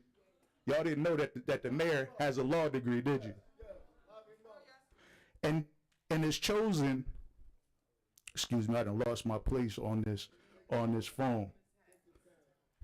Because he has chosen to ignore his legal education and place his faith in some specious interpretation of a recently passed statute, I would expect that instead of dignifying this potentially illegal behavior with a vote, council would request a certification of law and a temporary injunction to determine the validity of the administration's reasoning, assess whatever legal liability might exist from things like the breach of a collective bargaining agreement, and, given the council's recent concerns about ethics and nepotism, discuss how to publicly respond to the mayor's action should it be found that he did proceed illegally and expose the city to legal risk.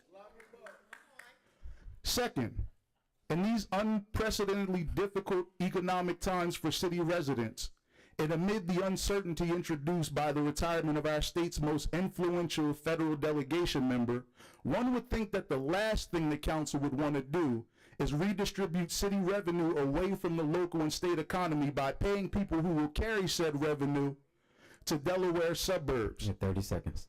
If not Pennsylvania, New Jersey, or Maryland. This is especially salient in the case of black members of the council who should know better than anyone that government employment is one of the most reliable paths into the middle class for Wilmingtonians of color in the last 2 generations. Finally, this issue was considered long settled by many city residents. There hasn't been enough debate around this issue in the public square. This problem could be easily remedied by making it a talking point in the upcoming campaign season, which will allow time for the judiciary to weigh in. And for these reasons, I strongly urge you to table this matter until either a higher legal authority or the people have had the opportunity to opine on it. Failure to do so would constitute a breach of the public trust that is inconsistent with the council's recent deliberations on ethics and would unnecessarily unleash a torrent of legitimate doubt and understandable bitterness toward whatever decision the council arrives at, when we should all be working to reduce acrimony ahead of a time when unity and when the city desperately needs unity in local government, because we're facing one of the most consequential elections in our time. Thank you. Y'all have a good evening. Thank you. Next we have Carolyn Peak. Carolyn Peak. Oh, my name is Peak, sorry.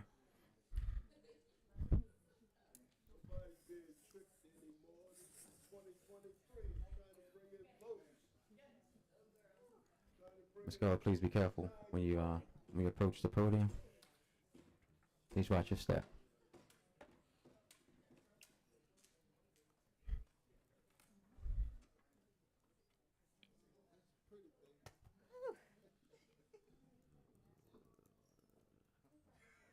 Wow. Yes, Can you adjust your mic a little bit, Miss Carolyn? Just pull your mic down a little bit. Thank you. Okay. As I stand here, my address, Mr. President and City Council members, I want you to forgive me if I show and express some strong emotions tonight. I feel I'm probably the oldest person here. I'm almost 80 years old, and I've seen the city go through a lot of changes. As I stand here and we discuss this law, I want you to know that I am against the lifting of this ordinance. You see, the law that is already on the books, it makes sense. It keeps our employees connected to our community. They live here, they spend money here, and hopefully that they understand our needs here. I must stress that the decision to remove this law gives the unfortunate impression that there is a lack of talent and skills within our city borders. But that is simply not the case. We are a city beaming with talent, potential, and capable individuals who call Wilmington home. So rather than looking beyond our borders, we should be investing in the talent right here in our community. Friends, so I ask that you recognize this administration decision of what it really is. Is it an attempt to gentrify our city at the expense of the residents? Or do you want to displace the heart and soul of Wilmington? The very people who have invested in this community and who have worked hard to call Wilmington home. It's unfortunate that we were qualified enough when you needed our votes, but are unqualified to work within our city. The statement that is made, no city residents qualified for the city jobs, is a cast a negative view and the city that is already struggling in its reputation. This is a time when our city needs strong community leadership, not actions that alienate those who have long been the backbone of our community. Let me be clear. I am not against welcoming individuals from outside to work in our city. Wilmington has always been a place open to diversity and new ideas. However, the opportunities that arise should, and without question, be offered to our residents first. Our residents are the lifeblood in this city, and they should have the first chance to prosper from its growth and development. The residency law is not a barrier. It's a lifeline to ensure that Wilmington remains a place where its people come first. We must stand united, nurturing our local talent and ensuring that Wilmington remains a city that embraces its people and their value and their contributions. So my questions that I've had is, how did you arrive at the statement, no residents is qualified for the city jobs? What is the percentage of Black and Hispanic that is applied for these positions and you say they are unqualified? What is the percentage of non-Blacks and non-Hispanics applied and you say that they are unqualified? A population of 70,000 people plus, and we cannot find qualified people to work within this city. Rubbish. Rubbish. And city council, as I look at you, you represent the whole city, the districts, and you mean to tell me that in your districts you do not know people that is qualified to work in these positions? What are you doing? Do you know your districts? Do you know the resources in your districts? So my suggestion tonight for city council and for the administration, perhaps you need to network with local and higher institutions to inform them the skills that is needed in this workplace. Perhaps council and administration needs to take a class in culture competency. Last, perhaps you need to revisit and review the recruiting program. Build people and less buildings. Thank you so much.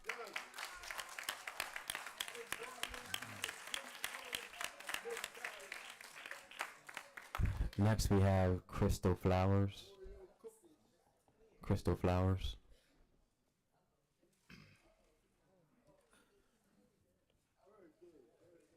And please watch your step as you come to the podium. When you're at the podium, you can see the monitor to your lower right-hand corner with your time. Thank you. Good evening, everyone. I just say no. Vote no. I'm not going to get up here and talk about the jobs and we can't find nobody. And it's bigger than that. Right. It's really bigger than that. Lifting the city ordinance, he done built up all that around here. Why you need to lift it? It's still in the city. You don't ask nobody, our council people. You don't come and talk to us. You don't ask us how we, but you vote us in. We vote you in. And then I called my council person Tuesday. Oh, I'm having a meeting on Tuesday evening at 6:30. 1009 Sycamore Street. So, you just going to drop that on me just like that? There are mothers and fathers in their graves turning over. They done plowed these streets of Wilmington, Delaware for years. I've been in this city for 59 years of my life. My council person told me she been here for 20. And you gonna do what? Right. You gonna do what? Yep. Have a conscience. Have a conscience. Because the choices that you make, I'm sitting in here, I'm watching council people look at each other laughing like it's funny. This ain't funny. This is our life right here. I pay property taxes, and they raised my taxes. They raised my sewer. And then the only thing he did for me is boost my property value. Thank you, Mr. Mayor. But all that extra other stuff, that shouldn't go like that. We don't see our council people. You see them once when they want you to vote for them. You call them. Now you're a bother to them. You bother them. You get on their nerves. They're a social worker, they say. That's your job. That's what I pay you for. Because I'm paying you out of my taxes. That ain't cool. It's not cool. I got grandchildren. My children are grown. I'll be in the city for the rest of my life. Because I'm not going nowhere. And ain't nobody going to force me out. But it's bigger than residency. And the officers, okay, keep them here 5 years. A young man said somebody got shot on the east side. Cop cars are sitting on the corners all day long with them sitting in there. They bring white cops to the area when situations is going on. And I know the police, they protection. For 30 seconds. But they're nasty. They're mean, they're rude, and they're disrespectful. And Captain Campos, Chief Campos now, need to, have a little training for them. But this ain't funny. And I told you to pray on it. Pray before you make that decision.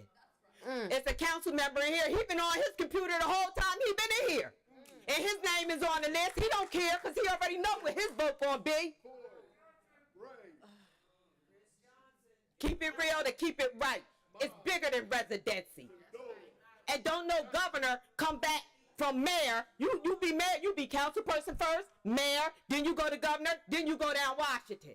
You don't do it backwards. He needs somebody in there to finish what he started.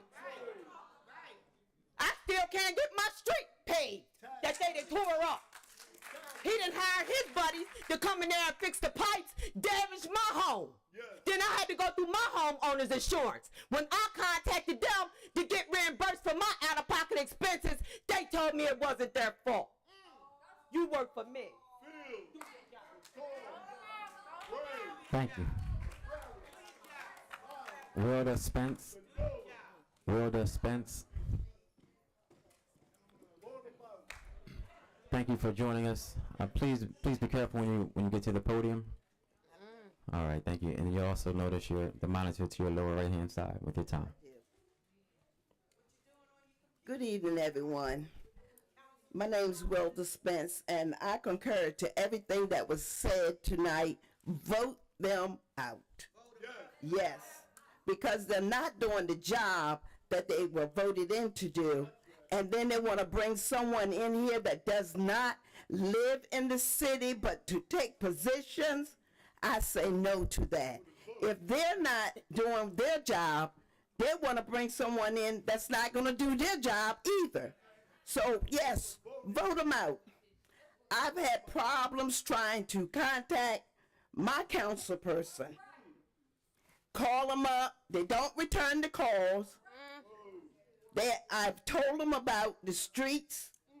The city came in, tore the streets up because new townhomes was built on the street. We had pipes sitting up high. My Audi's in the shop right now.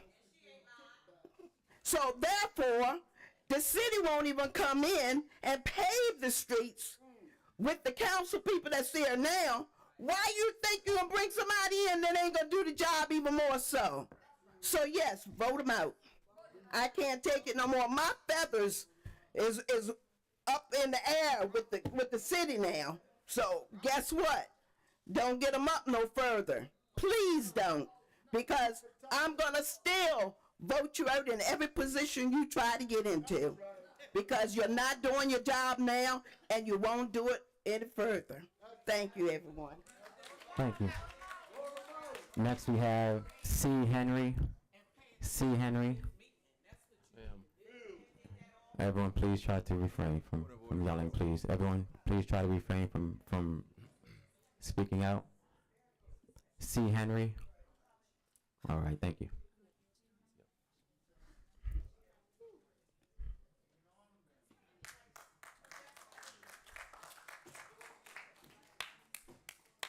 Thank you for joining us, and please be careful when you approach the podium. And I give you a friendly 30-second reminder. All right. Good evening, everyone. My name is Cornelia Henry. I'm a resident of the city of Wilmington. I had to become a resident of the city of Wilmington to get the job. And any position that I took, be it working for the U.S. Treasury Department, I had to move in certain areas to take that position. Why? It was a requirement. And we need to maintain this requirement because we have access to the neighbors that we can help as employees of the city of Wilmington. And we need to just help each other out. Okay? So I had to buy a home to keep the job here. So one of my colleagues wondered, if you're going to lift the residency, do we get reimbursed for the homes that we bought? Please, let me know. Let us know. Okay? Let us know, please. Because we invested in this community. Okay? I could have went somewhere else, but I'm from Delaware. I moved back to Delaware because I wanted to make a difference from what I learned at being with the U.S. Treasury Department. And I wanted to bring that difference here to the city of Wilmington. So it bothers me when I hear people, city council people, say that you don't have talent here. You have a lot of talent here. I'm one of them. I'm one of them. So stop going with the okey doke that you can't find people to work for the city of Wilmington. You're not looking. You're not marketing well, okay? You have to look inside of where you live. You got so many talented people here. So many talented people. Yes, I know it's twisted biases.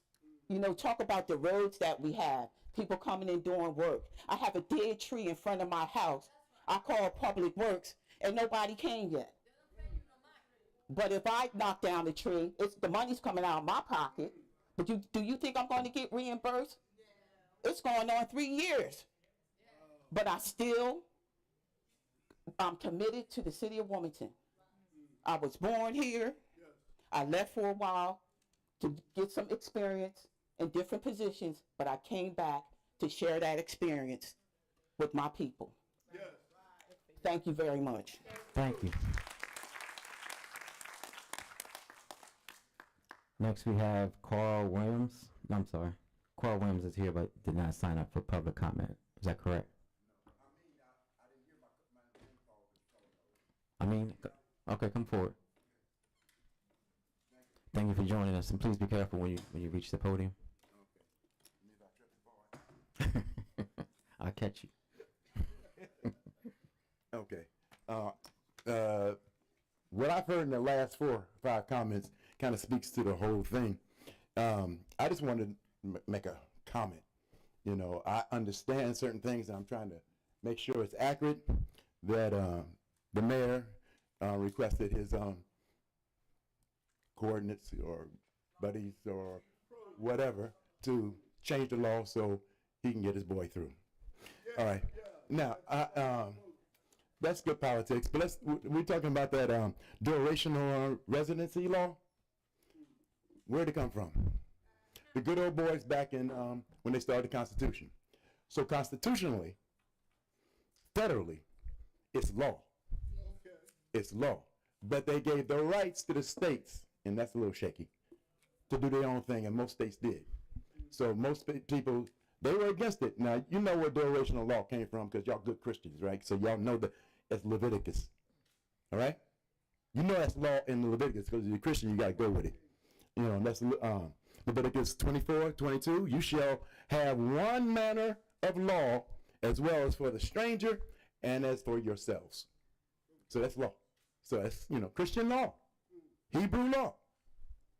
But many states said, no, we ain't hearing that. And they established themselves durational residency. And went to court, and and they won in most cases. They won it. So they don't have to follow the federal position. But it can go to court. If it goes to court, and I can name you about 8, 9, 10 states that won durational residency. All right, but if you support durational residency, my concern is if you go through with this, where does it stop? What is durational residency? You know, well, you have to be here a certain amount of time before you can get a job. Or, you know, in the government. So where does it stop? So you need somebody for something and they come from Missouri. They got the job. Alaska, Hawaii, Puerto Rico, fine with me if that's what y'all agree with. If that's what y'all want to do, to be able to import somebody here to do your job. That's right. Your job. 30 seconds. They want to farm it out. And I don't know if it's accurate, whether or not they say they looked, couldn't find nobody, hard to believe. You know, what the last couple sisters made it very plain. They understand. They hear you. These are good human beings. They hear you. We didn't look hard enough. We busted. We did not look hard enough. And then when it comes down to it, if you're looking for something, I do it all the time, you know, senior citizen. Where are my glasses? Where are my glasses?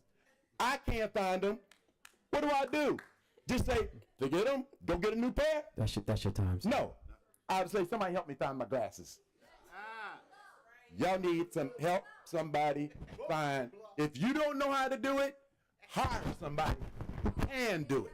That's all I got to say. All right? Thank you. Thank you.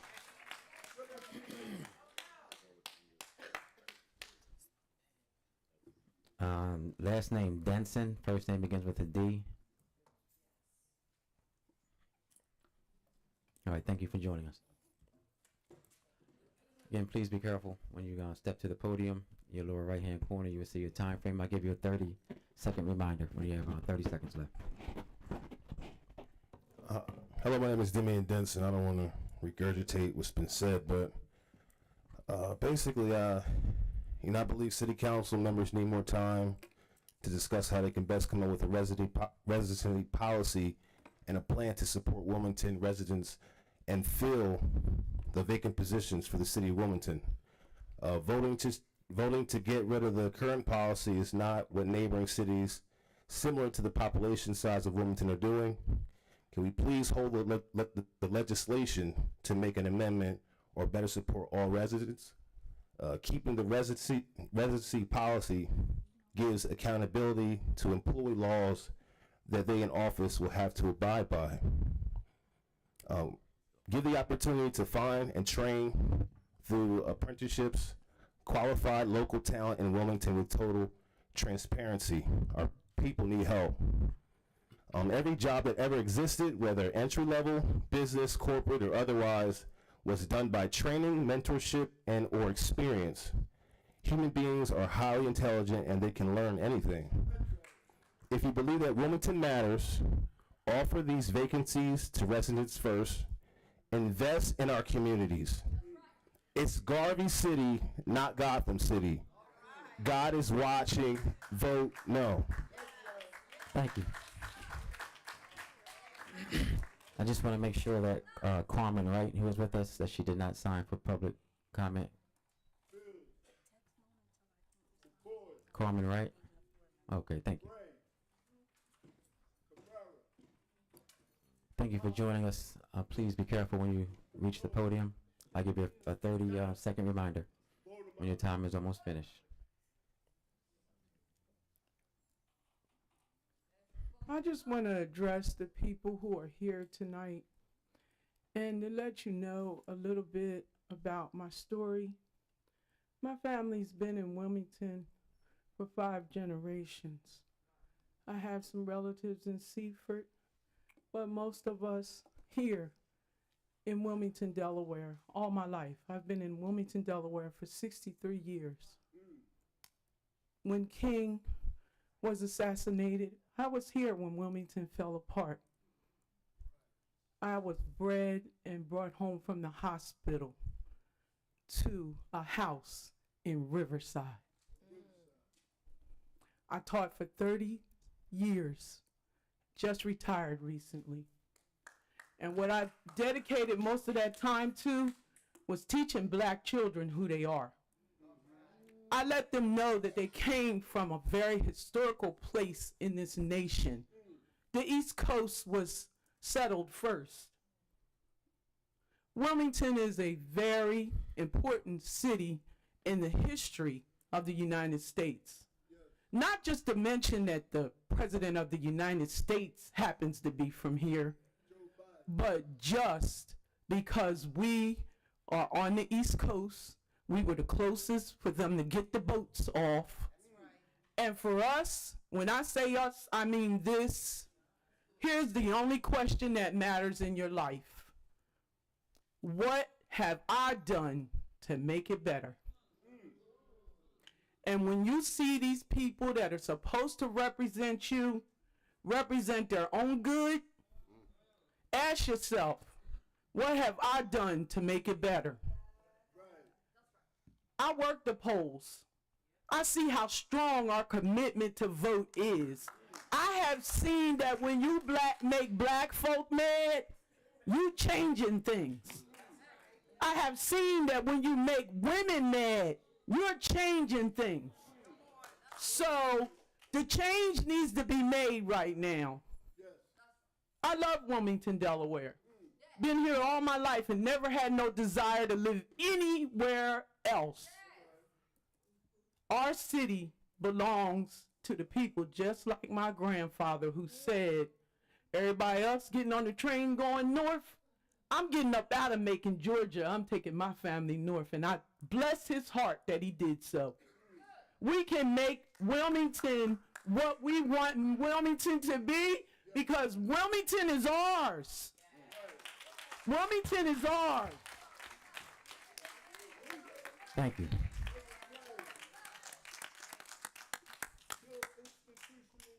Michael Fawcett. Is Michael Fawcett still with us? I thank you for joining us, and please be careful when you reach the podium.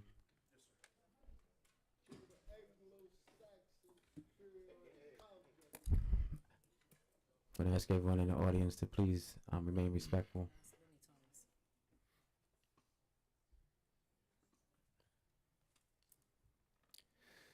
My name is Michael Fawcett. I am originally from Pennsylvania. I was hired in 2004 and moved to the city of Wilmington in 2005.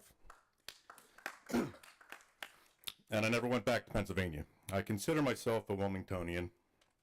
I pay wage taxes, I spend money in the city.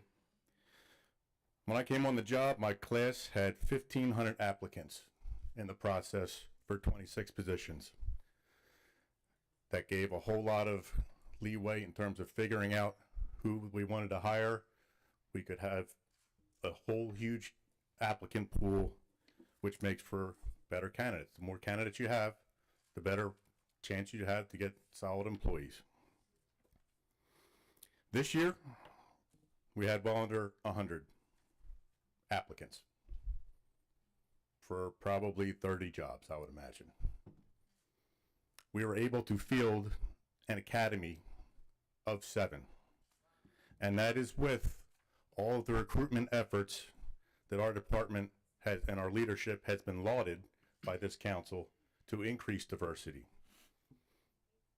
We all want diversity. It makes our job easier. I get it. I have a lot of stack when I come up on a complaint because I don't necessarily look like the citizen that I'm serving, and they have a preconceived notion of me that I have to get past. I like them seeing all of us working together regardless of our race, and that's where I'm coming from. We have lost more officers than that 7 that we had in the academy. We have since lost more than that in the time that the academy started, and it's not even over yet, due to retirements, due to going to other departments, federal, state, other places, and it's only going to keep happening more. We have, I believe, 75 officers right now in the gray, it's called, which means eligible to retire. I'll be one of those in July. I don't plan on retiring. I want to stay. So this decline in officers, though, it's untenable for a safe city in the future if we are losing officers at this rate and not gaining more officers coming in. We're trying to hire. We're doing everything we can. I'm at the community resource fairs and all the other stuff. You can lead a horse to water, but you can't make it drink. It's the old saying. We're doing what we can. I was 23 when I came on the job, and I had no problems moving to the city. I didn't have any wife. I didn't have any kids. I was a young man. I moved to Browntown. Loved it down there. Many of today's applicants, though, with the economics that are going on, are older and have families. And I think that's actually a good thing because older people coming into my job have more life experience. With more life experience comes more empathy because they've been through a lot more. You can't have empathy for someone that's going through problems with their spouse or been assaulted or whatever if you've never experienced anything in your life. So we want those older people that have families, that have life experience to come in here. But with the housing market the way it is right now, in order to have to buy something in here, it's not tenable for them to do that with the rates of mortgages and interest rates and everything else, not to mention uprooting their kids and their school systems and so on and so forth where they might be close by. I wanted to be a Philadelphia police officer because I grew up in Upper Darby. I couldn't do that because their residency requirement was such that you had to live within the city before you even applied. Now, Wilmington is not that bad with the residency requirement, but we're hoping to just get more. You have 30 seconds. Thank you, sir. Our numbers are in such decline that it will cause problems in terms of speedy service. When you call 911, how fast can an officer get to you? One thing that the council will want to think about, with the numbers going the way that they are, if it continues in this fashion, you could see in 10 years us not be able to field a police department and being taken over by Delaware State Police or Newcastle County. None of us Wilmington cops want that. Please allow him to speak. Please allow him to finish speaking. We Mr. want has the floor. to serve the city, and we want to remain all together. If the city loses its department because we don't have enough officers, then you guys are not going to have us That's your time, sir. All right. Thank you, Mr. President. Thank you. Next, we have Rick Perillo.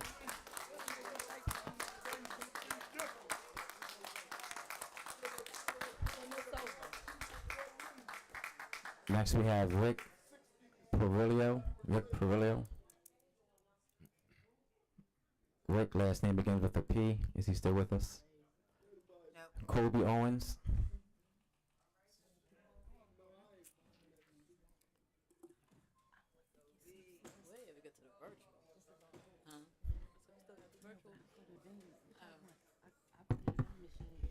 How y'all doing tonight? Right. I just got off a train from Brooklyn. I've been traveling all this month. And one thing I love about coming home is my community. And when I look at who's been here to speak tonight, a multiracial, multi-generational, multi-religious coalition of people to say, do not vote for this ordinance. Say vote no on eliminating residency. Only have 3 minutes, 180 seconds. I didn't want to be up here, but it was forced upon me. It is sad that we have come to this moment right now. Sad. We just got this sheet, and thank you, Council President, for finally someone handing out what positions are actually open here. Because if you look at the website, this month there's only 15 on it. Last month it was only 12. The month before that it was only 9. So it's really not any investment into actually trying to fill these positions if you truly wanted to fill these positions. If you wanted to fill these positions, why don't y'all put the money up to have job fairs right here in the city county building? Why don't you go to every community center all across the city and actually put the work in to hire these people if y'all care about them? But let's talk about something. If y'all can sit here and vote to give our parks to major developers, y'all can sit here to work to vote to put some money into a workforce development program. Y'all can sit here to incentivize city workers who are coming in here to give them actual incentives to move into the city of Wilmington. Help them with down payment on their new properties. Let's create home ownership here. It doesn't matter what color you are. Let's stabilize our neighborhoods. But see, y'all didn't want to focus on that. Y'all wanted to focus on something the mayor said. He said, oh, well, I'm going to do whatever. Yep. But guess what? Y'all are your own independent body. Y'all have the power. Y'all have the power. And it's supposed to flow from the ground up. It's supposed to flow from the community. And then you want to talk about the police. Let's talk about it. Since 2020, there has been a downfall in applications for all police departments across the nation. I wonder why. What happened in 2020? Maybe it was because police were put on the spotlight for murdering unarmed black people. And after George Floyd and after all these other incidents, Breonna Taylor, Ahmaud Arbery, you still saw police killing unarmed black people. You saw police right here. Officer Waters beating a black man, banging his head up against the wall. You saw a cop lie on Yaheem Harris. We lost Lamont Moses. So let's talk about it. If y'all truly want to change recruitment, change your tactics and change how you engage with the community. Become our neighbors, work together, build community together, break bread together. But yet, y'all want to shoot us in the back. You have 20 seconds. Thank you. This resolution is not the answer. Let's come together. I'm from the 1st District. And I'm glad one of the council people who live in the 1st District, Councilman White, is on the right side of this fight. I hope that the others change their mind. But since I only have a few seconds left, I'll leave you with a quote from one of my favorite people, James Baldwin. Freedom is not something anybody can be given. Freedom is something that people take. And people are as free as they want to be. So to this council, I say to you, will you free yourself? Or will you continue to rule the chains that the mayor has put on y'all? Thank you.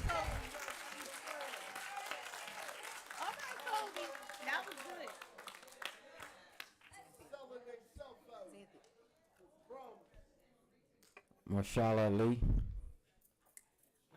She left. Okay. Kahadi Robinson. Kahadi Robinson. Khadijah. Okay, I'm sorry. Khadijah Robinson. Thank you for joining us, and please watch your step once you get to the podium.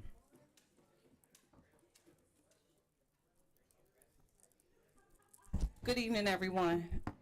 My name is Khadijah Robinson, and I am here in agreement with everyone that yes, no is the way to go. However, I do want to do a little bit of history because I used to be a city employee, and I started in the city, and I'm going to tell this, and I started in 1989. I've been a resident of the city of Wilmington all of my life. We have had this residency issue for a long time, and it's always stemmed from policemen not wanting to live in the city. We've had 2 referendums that have gone out to vote for the residents of the city of Wilmington, and every time the referendum came back, no, the community does not want this. We had House Bill 822. Is that what it was? And down in Dover, because they've decided that they have an agenda that does not include the residents of the city of Wilmington. So Mayor Perswicki announced, oh, I'm not going to run again. But now the governor wants to come and run the city. And then the city comes in July and does a reassessment of middle management salaries so they can make a determination to give more people more money so then you can bring in your cronies and your group so they can come in outside of the city and we can't live the way we want to live. I have watched this current mayor police out people that have been here forever. People with situations, people with problems. I have gone to when they were in election season and asked questions about homelessness because I work in that arena. It's not addressed. Our cares and our concerns are not addressed. So if this is truly an issue, then give it back to the people who live here. And by the turnout tonight and by all the comments that I've heard, the word is no. This is not what we want. This is our community. This is not what we want to see happen. This is not what we want to do. But the flip side of that for our community is until we come together as one and stop running around as independents and whoever gives me the most money, then that's the vote that I will give. And I'm not worried about my neighbor next door and I'm not my brother or my sister's keeper, then we won't be able to come together as one and do what we need to do for this city. Because right now, this city looks very bad. It looks very bad. Right now, we have a mayor that we shouldn't have had if we had done what we were supposed to do 2 elections ago. I'm just saying. 30 seconds. I've been a resident all of my life, and I cannot stand what I see because this is not our city anymore, and we must take it back. No. Thank you. You're welcome. Adrian. Artist, maybe Adrian. All right, thank you.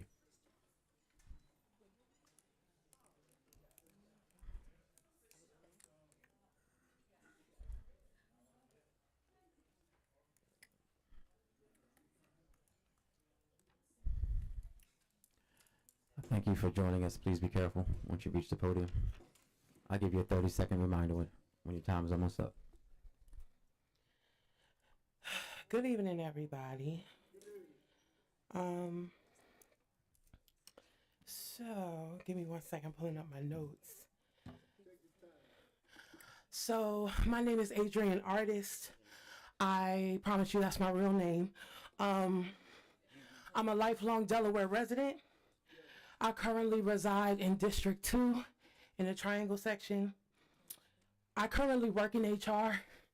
And I hear the residency concerns. I handle residency. Okay. And I'm telling y'all, it's more than what y'all think, even with the mayor's report that came out. So, this doesn't just affect police and fire. This also affects the workforce at large, in office and in the field. It used to be that the buying market was the only thing that was challenging and competitive. Renting is just the same, if not more. As of July 2023, BPG has built more than 2,200 units in Wilmington and another 700 units under development or construction, including a 243-unit building that just broke ground last Friday, and many of our employees can't afford them. We have a multi-generational workforce, and since the pandemic, the work landscape has changed significantly. And believe it or not, y'all, things are changing and people want flexibility, not restraint. A person's permanent location does not dictate their quality of work. I know plenty of people who call my phone and say, Miss Adrian, Miss Artist, I can't afford to live here. I'm struggling to find somewhere to live. And I don't want to spend my entire paycheck. I don't want to spend my entire paycheck not to live above my means, but to live comfortably, to live safely. There are rents that are in different areas that are exorbitant. Over $2,000 that people can't afford.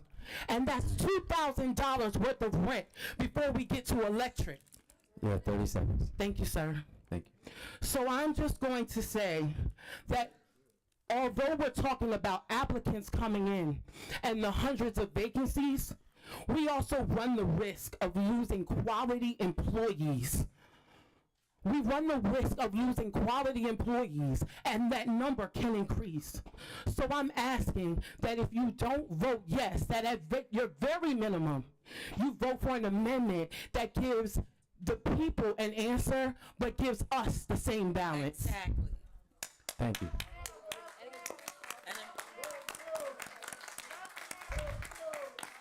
Gladys Spikes. Is Gladys Spikes still with us? I'm sorry, I got distracted. That's the key right there. But when yeah, we have to talk about it. I agree. That's what we have to be talking about. Not. Thank you for joining us, Ms. Gladys. Please be careful when you reach the podium. I'll give you a 30-second reminder when your time is almost up.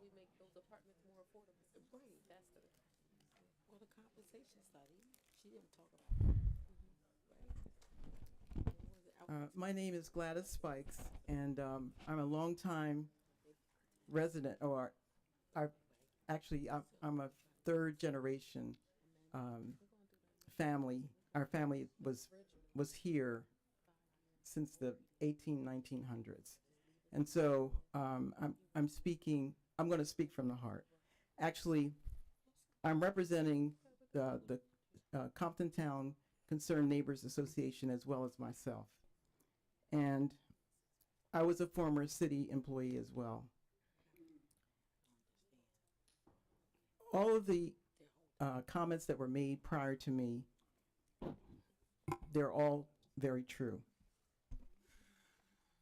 To those council persons that are voting no, we thank you. For those that want to change the requirements of residency, I think that you need to reflect on what we've been through with the city of Wilmington.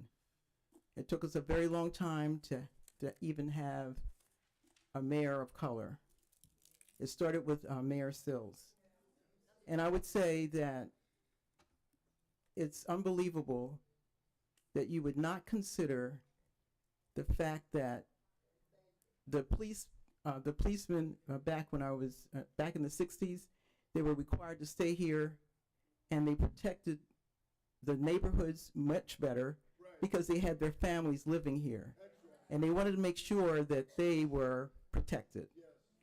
In terms of the fact that you can't find 92 persons to actually fill those positions, I agree with all the persons that came before me that talked about the actual fact that nothing has been publicized. I don't know that anyone knew about the 92 positions until this evening. So we would like to thank President Congo for providing that information. It seems that whenever there's a person that has a concern about the fact that they wanted to move out of the city, You're 30 seconds. that's not acceptable. I agree with all of the people that have gone before us. It's most important that you reflect and take your responsibilities seriously. I'm encouraging you to vote no for this amendment or this ordinance. And also, I would go further to say that you've had some additional information that was given to you to maybe reconstruct or add more time. That sounds fair. That's your time, ma'am. Thank you, Mr. President. Thank you. So I really believe that we need to come together and you need to listen to the constituency. We're all saying no. So as you go to vote, it's important that you take that under consideration. Thank you. Thank you. Next we have Tony Dunn.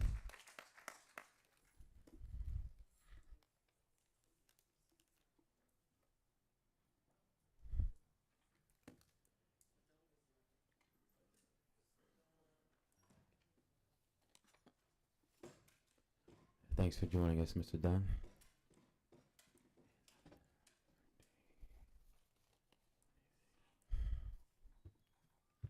Good evening to the audience, City Council.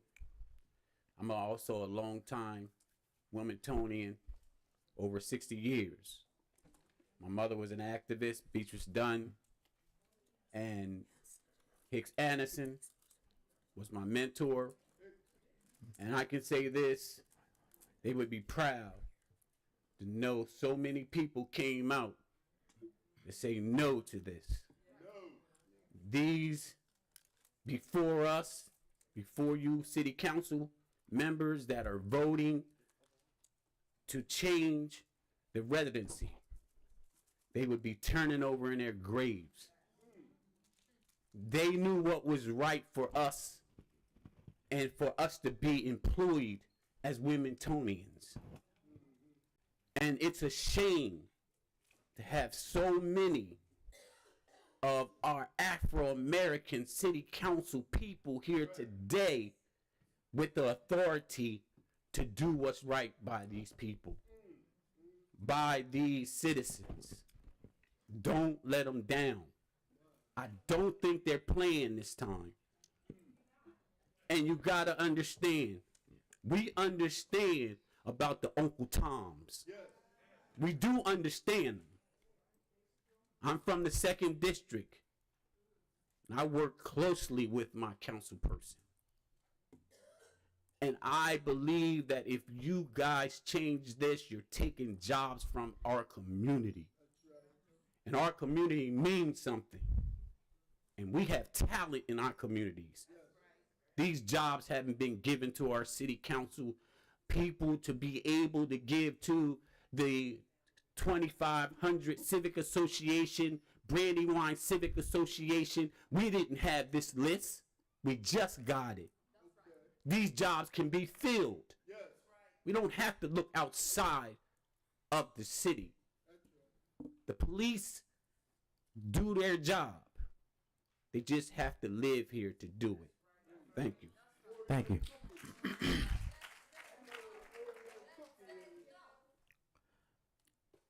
All right, this time we're going to go to our virtual audience. Just give me one moment, please.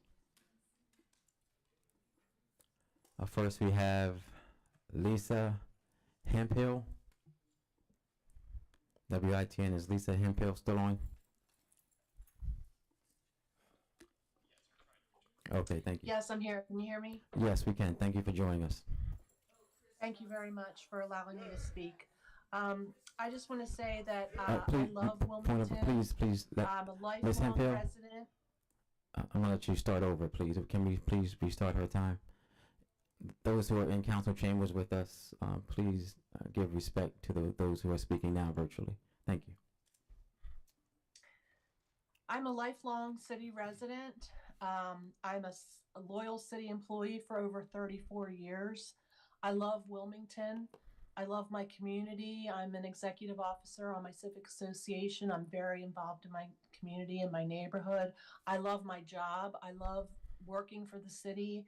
I didn't have to move here for my job. I was already here and I have no intention of leaving. There's been a lot of misinformation put out there tonight regarding what it means to eliminate the residency requirement, and I understand that it comes from a place of fear, and it breaks my heart a little bit. You know, there was a time when I too believed that residency was the best solution for creating a workforce which would operate in the best interests of the neighborhoods in which employees lived. But this is no longer a persuasive argument in a post-pandemic world because it's just not true anymore. People can work from anywhere. And yes, Please allow her to speak. residents should benefit from city jobs. And there are plenty of qualified applicants already living in the city. I agree with all of that. The problem is they are not applying for these jobs. And that's a fact. Please allow her to speak. Since 1964, when residency was first enacted, it's been abolished, reinstated, and reduced to complete ineffectiveness. When I first started working for the city, the requirement was lifetime, the lifetime of your city employment. You were required to live in the city. In 1998, the resident requirement was reduced to 12 or 15 years, depending on your hire date, and then to 5 years in 2005, which is what it is now. So think about that, 5 years. That's all you're required to live in the city. That's what it is right now. How many of the 70% of eligible city employees are already living outside of the city? How many people are turning down city jobs or not even applying because it's not worth or even possible to uproot their families for 5 years? You would be surprised. It's a lot, and that's a fact. 5 years actually acts as a deterrent. It took me 7 years to be able to save up for a down payment on a house, and that was just before the housing market crashed. I could never afford to buy my city house today. I wonder how many members of this council have any idea how difficult it is to buy a house right now with no inventory and 7.8% interest rates. I know, I've been looking. You have 30 seconds. And how can a city employee making $40,000 or less afford $1,800 rent for a 2-bedroom apartment? They can't. They might try, but it will inevitably lead to that employee leaving the city for a job where their basic right to affordable housing is not prohibited by an archaic law, and that they aren't forced to choose a job over quality of life. There are people in this room who will say that if you care about the city of Wilmington and you care about the people who live in this city, you must uphold the residency. The reality, however, is that the city is failing to provide services at an acceptable level and is failing to hire and retain qualified employees because of the city residents. So please stop with the fear mongering and start being honest with your constituents. If you care about this city, abolish this worthless 5-year residency for all non-elected employees by voting yes tonight, and let us get back to the business of running it. Thank you for your time. Thank you for listening. Thank you. Next we have D. Marquis Hall. D. Marquis Hall.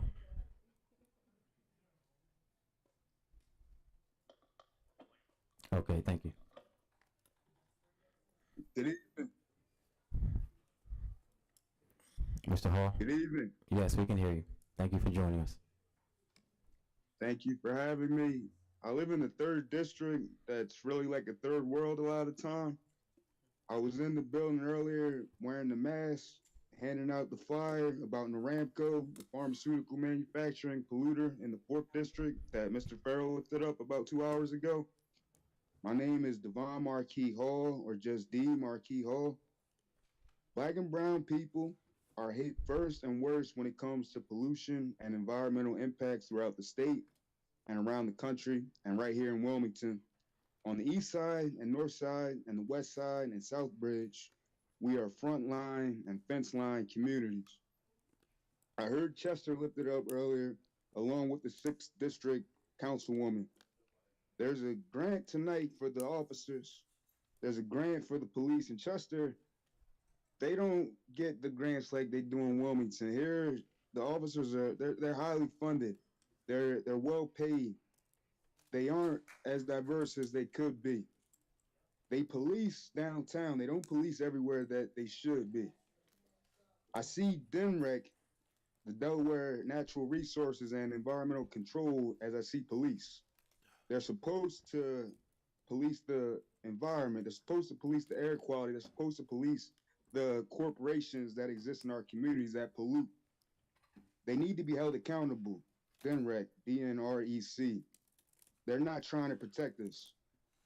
This is the first time there's been a public hearing about this company, Naramco. They've been around since the 80s. We need you to show up Tuesday, October 24th, before the community information session, which has been put together by DNREC and Naramco, because they're going to try to lie to us about what they're creating, what they're trying to bring. They're trying to create more pollution. They're trying to create more pharmaceuticals. They're trying to kill more people. They're trying to create more money for themselves. They're going to lie and say that they're going to create great paying jobs for people in the community. But if they wanted to pay people that live in the community, they would have advertised the jobs. They would have advertised the expansion. They would have let people know that they were trying to build on more. But they're clandestine. They're hidden in plain sight. People don't know that they exist. People don't know that they're there. So many people that I've talked to have never even heard of them. How much money they're going to pay people doesn't matter. It's about the pollution. It's about the devastation. It's about the fact that there's a cumulative impact down South Bridge and Newcastle and right in the east side, right here. They wanted to get this permanent expansion without the public knowledge. This is the first time there's been a hearing. But we need y'all to show up at this community information session on Tuesday early. I want y'all to be there at 5 o'clock. This is a grassroots movement. It's not AstroTurf. It's really grassroots because I don't have a lot of money. I don't have the capability of getting everybody there. I'm not going to be able to drive y'all there in the truck. But this is something that is our community. It's self-defense. It's not punishment. What they're doing to us is a war crime. Yeah, literally. 10 seconds. When we look at Israel and Palestine and what they're doing over there, what they're doing right here, it's a war on black and brown people. They wouldn't try to do this on Marsh Road where they have another location, because on Marsh Road, there's other people there. And it also affects the riverfront. They breathe it in too. If you hear me, listen, Naramco, we can't allow them to continue to build and to kill kids, to kill people. I just lost my roommate. She had pneumonia.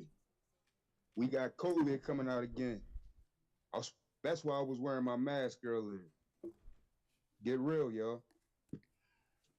All right, thank you. Next we have Margaret Guy.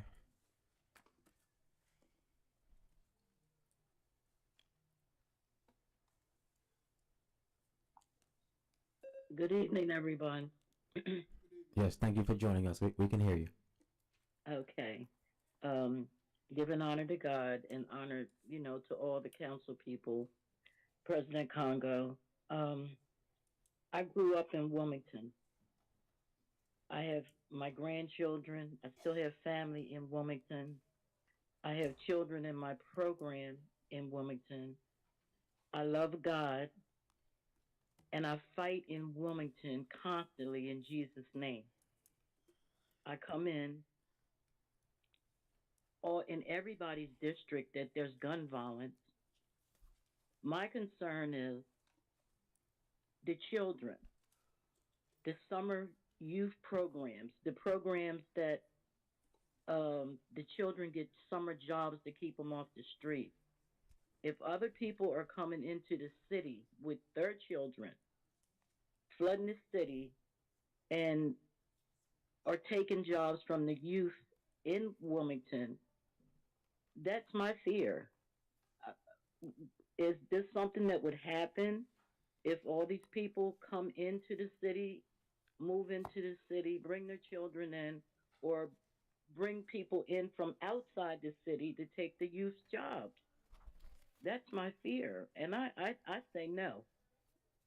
Have a blessed night. Okay, thank you. Alethea Smith. Tucker.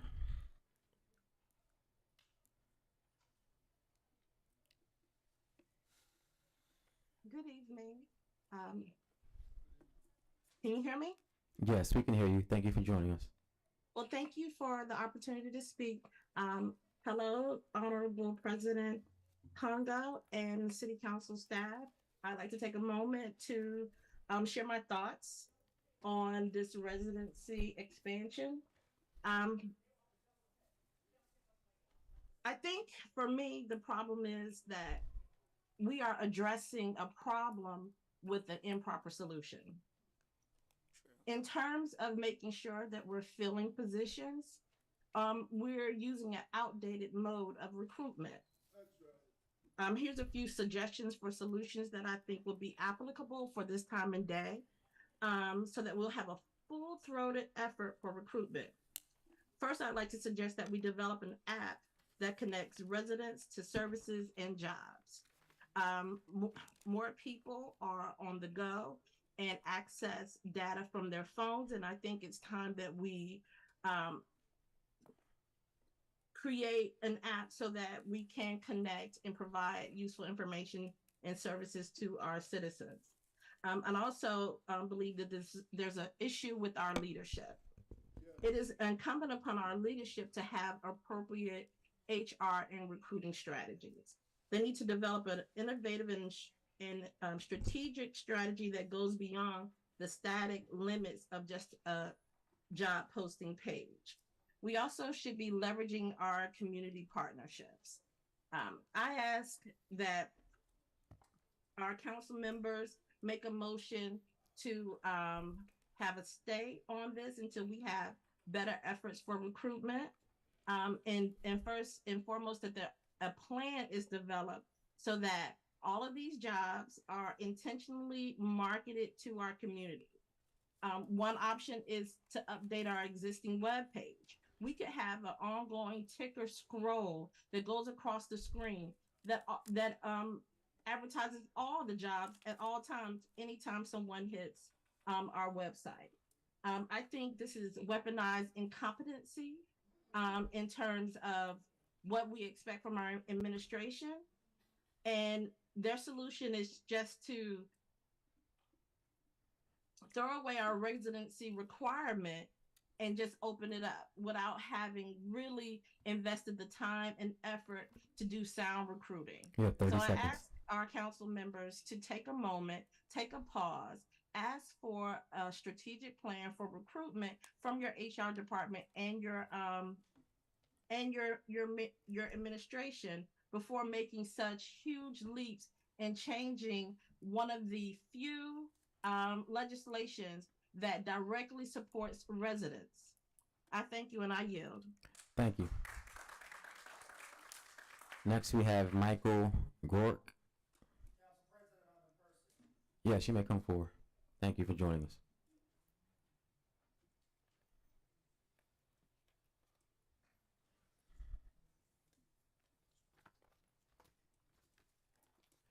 Please watch your step once you get to the podium.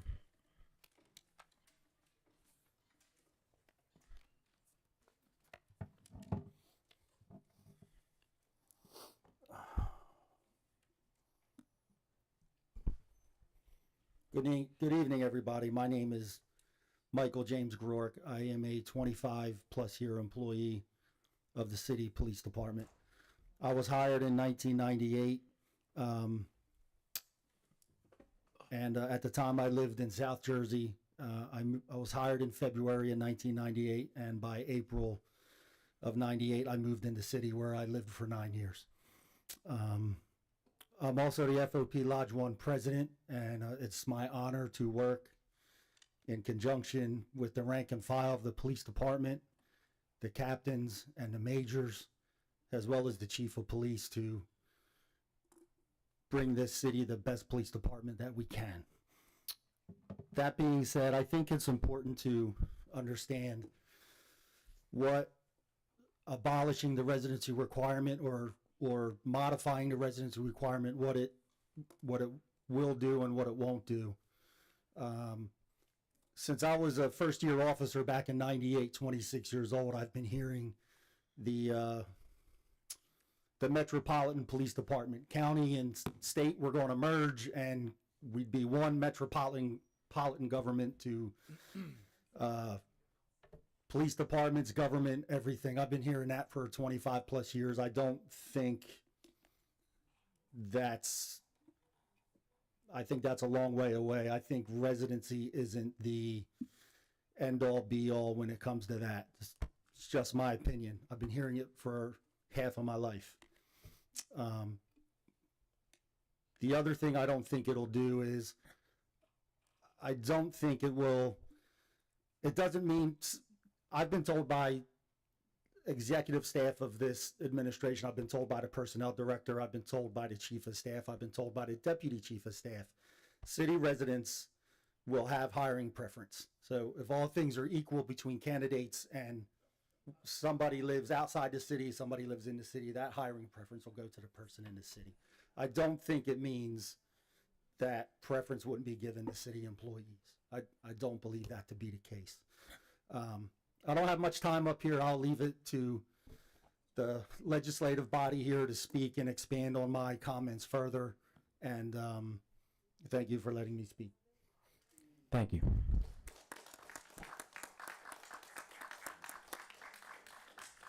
Next we have Christina Kelly.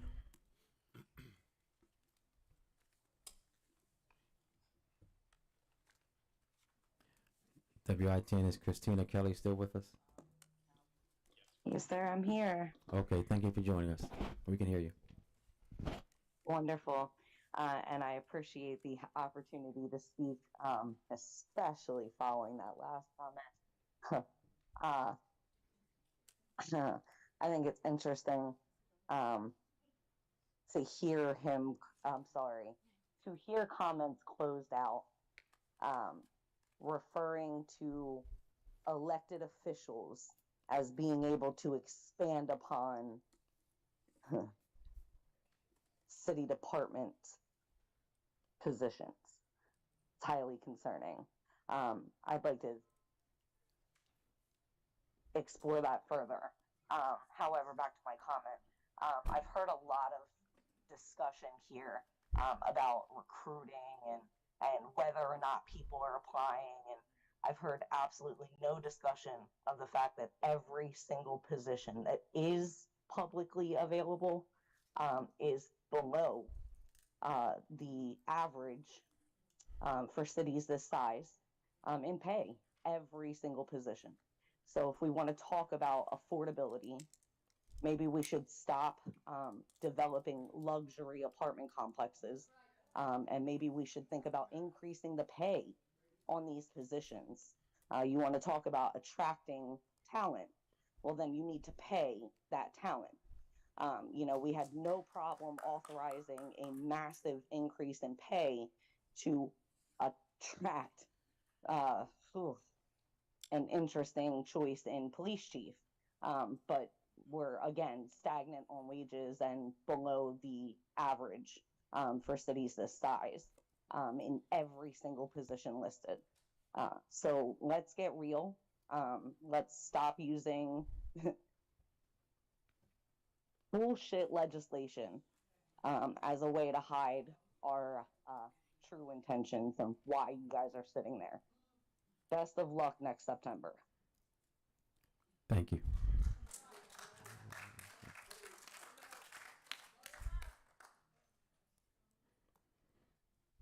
Next we have Cynthia Ferguson.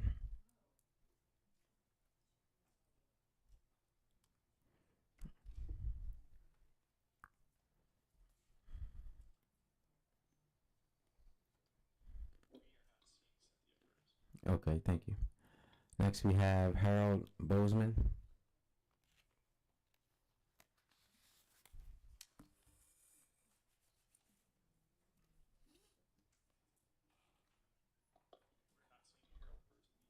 Thank you. Next we have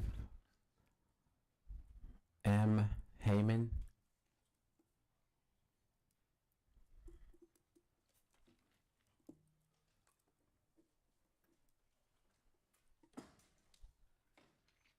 Okay. Thank you for joining us.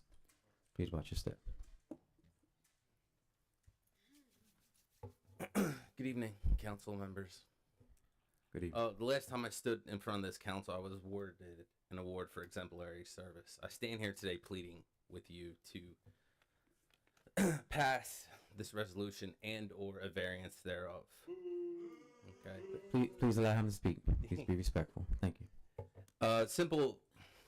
The council members' arguments that I've heard seem to be based entirely solely on conjecture.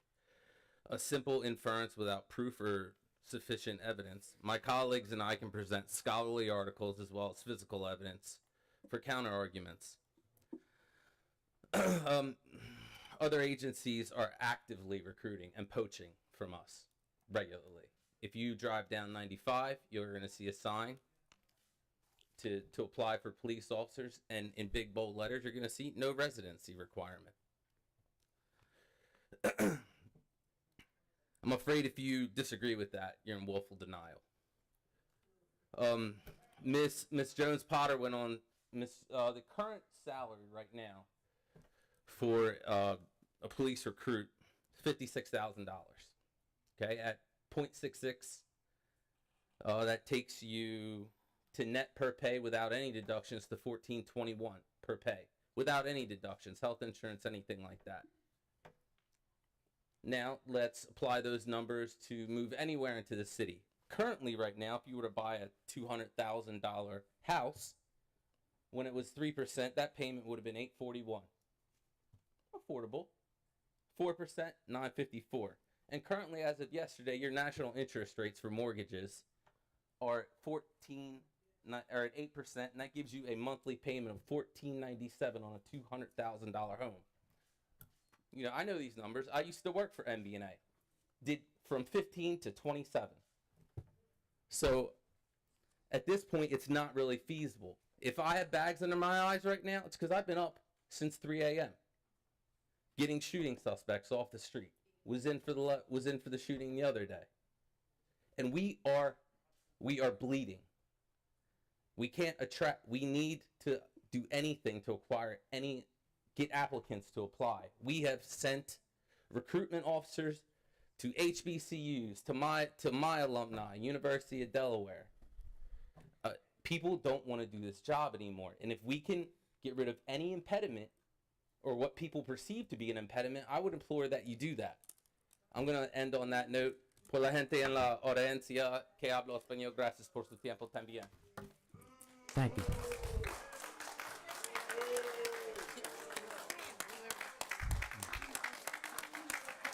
Next we have Teresa Oliver. Teresa Oliver. You know, you're not going to boo him. This man that Teresa just Oliver. solved an unsolved murder. Councilmember Cabrera. Councilmember Cabrera. Okay, point of order. Point of order. Councilmember Cabrera. Oh, it please, does work. Please don't engage No, with it. I mean, President, please you're not don't. stopping it.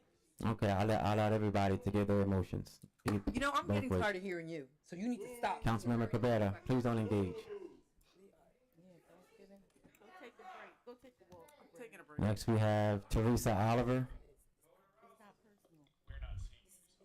Okay, thank you. Next we have Dwayne Bensing.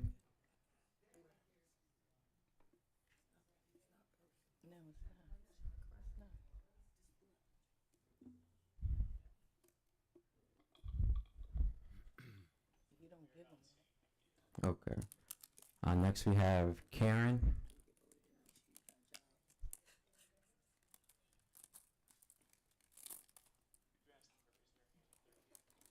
Karen, if you're still with us virtually, please raise your hand.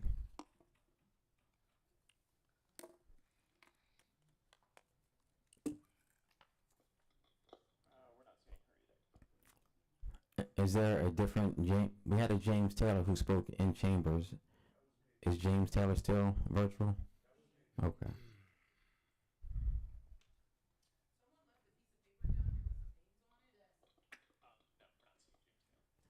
WITN, are you seeing anyone online? We're not seeing him. Okay.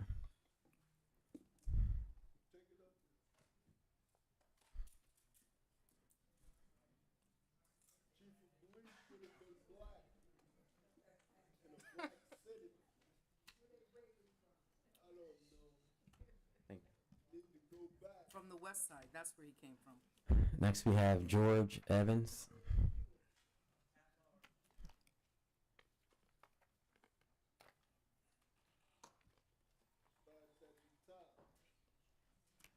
Thank you for joining us, Mr. Evans.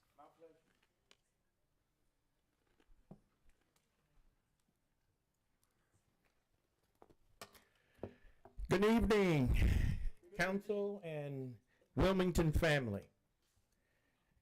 I'm a longtime resident of Wilmington. I've lived in Wilmington all of my life, and like you, I've had an invested interest in Wilmington and the quality of life in Wilmington. I'm a practicing attorney, and I've seen, in terms of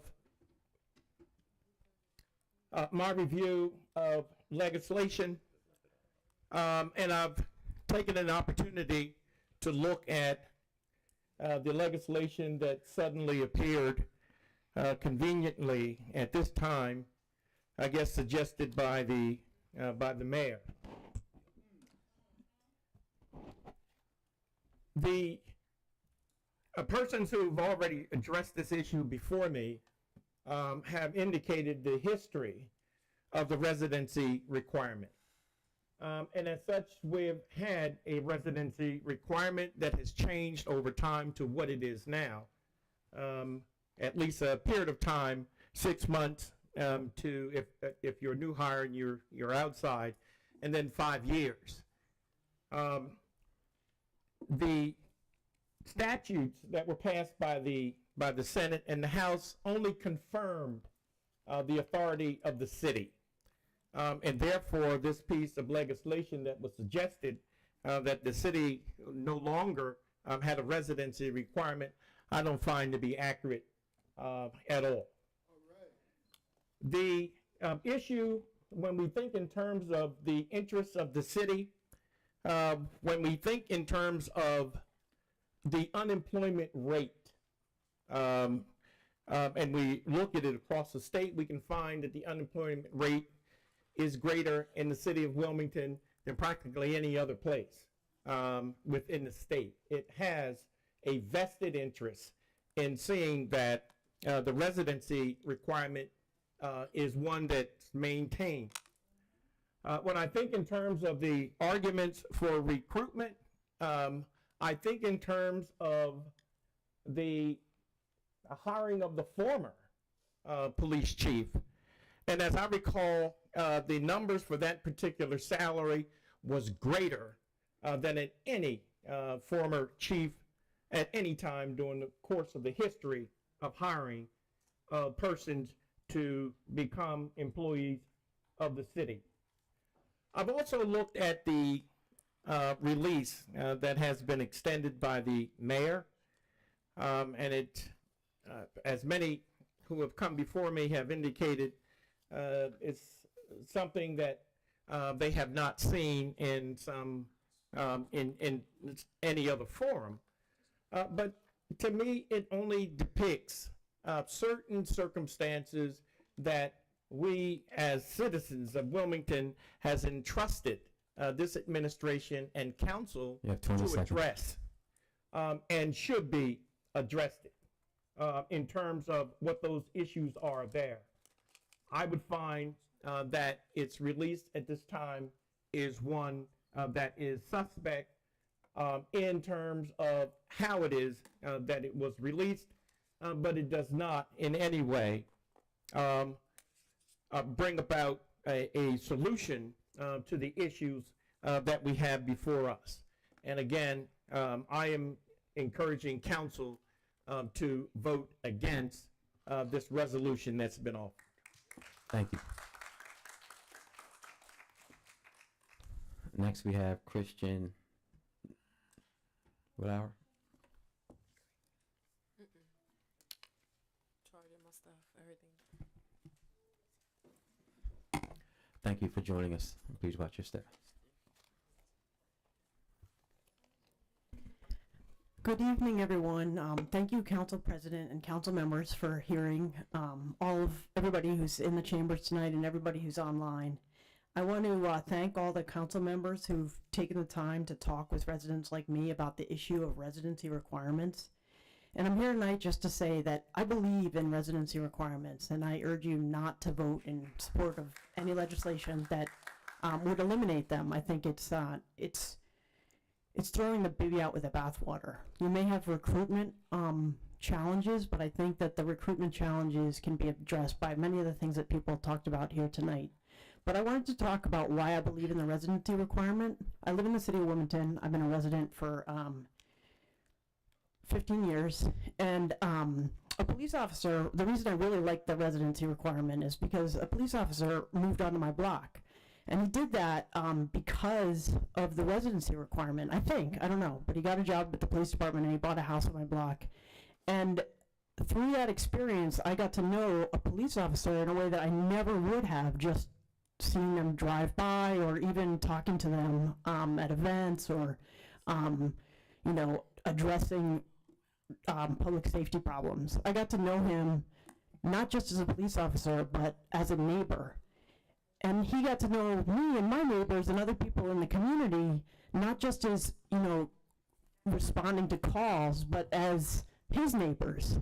And I think that's like the basic value of the residency requirement is that the people who work for the city, especially, the people who protect us, know us as people, and we know them as people. So I just urge you to not vote this out of, not pass any kind of legislation that would eliminate the residency requirement tonight.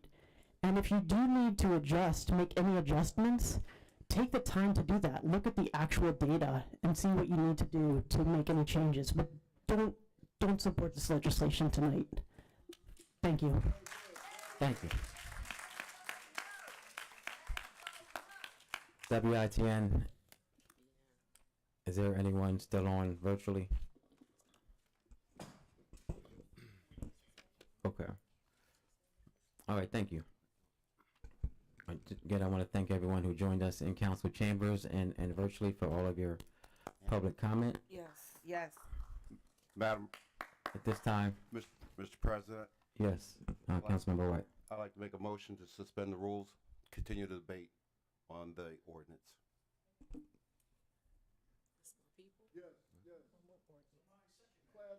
Second. On substitute ordinance, I'm sorry, Mr. President, for us, ordinance 22-035. There hasn't been any debate yet. So what's your I'm requesting suspension of the rules. suspension of all council rules? Yes. Is there a second? Second. The, We're going to, let him talk. we're going to, Just for clarity, clarity making continue. I'd like to offer an amendment to substitute ordinance 22-035. Yes. That's the residents. It hasn't been introduced yet. We have to wait for it to be introduced. If we get a motion to suspend the rules, it can be done right now. Point of order. One second, I'm just gonna confer with our parliamentarian. I don't think he is.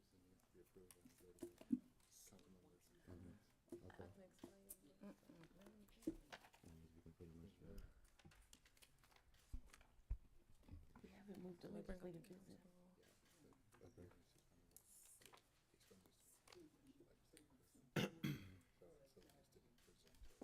We can go in it.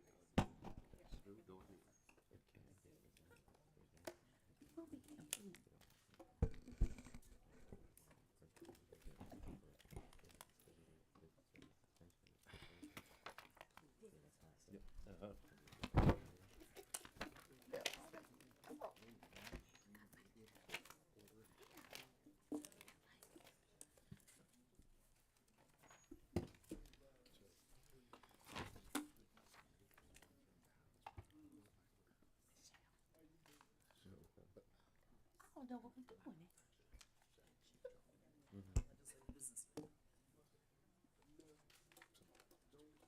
didn't say it right.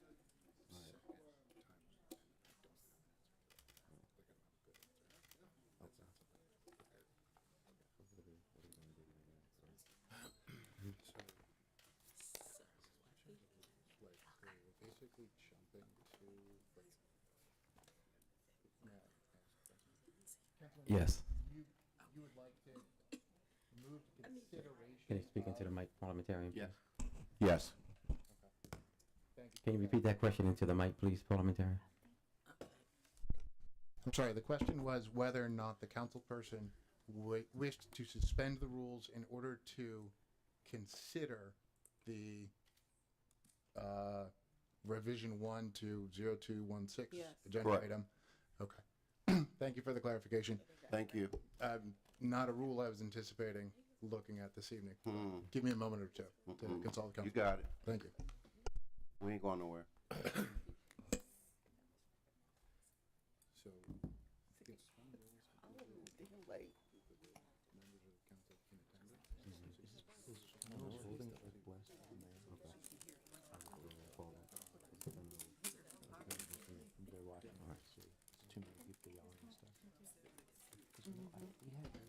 Solid Newcastle County votes.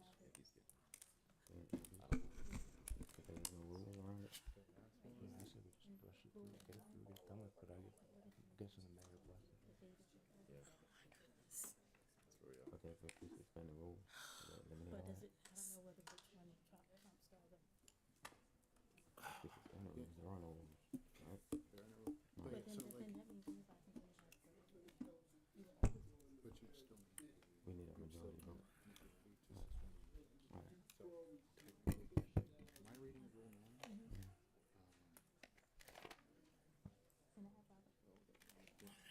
Robert's rules doesn't consider this. Okay. So, rule 9, introduce only by members of the yeah, I'm reading that, like, sorry, what? Then introduce it to her your order. I wouldn't have to. I could, but I have to. You don't have to. But like, so that's why it's in the rule, you know. But anybody can do it, but there's no, That's kind of where there's no rule. because there's no rules. Right. The substance of the legislation is not taken it out. But the question is like, is it a big deal that it's sponsored as change? Because it's public sponsor. I see it's only by the sponsor, Or by the president. Yeah. Okay. So But if he's not gonna do it, the sponsor's not, so we go back to suspension of the rules, right? yeah, I mean technically. So you like by my reading and introduce what is as sponsor or on behalf of. So that's like when you have an ordinance. So somebody on behalf, your behalf or somebody's behalf, on behalf of show. I wouldn't advise that, for, I mean, for the president, because he already removed himself. Yeah, but so that's why I'm saying we're not moving it as a sponsor. We're moving it as like To be tough. it's in the rules. The It's debate. there. Okay, okay, all right. So Well, suspending the rules, and If then we're suspending the rules, but to move in specifically into legislative business, basically we're going to leapfrog everything else in the agenda.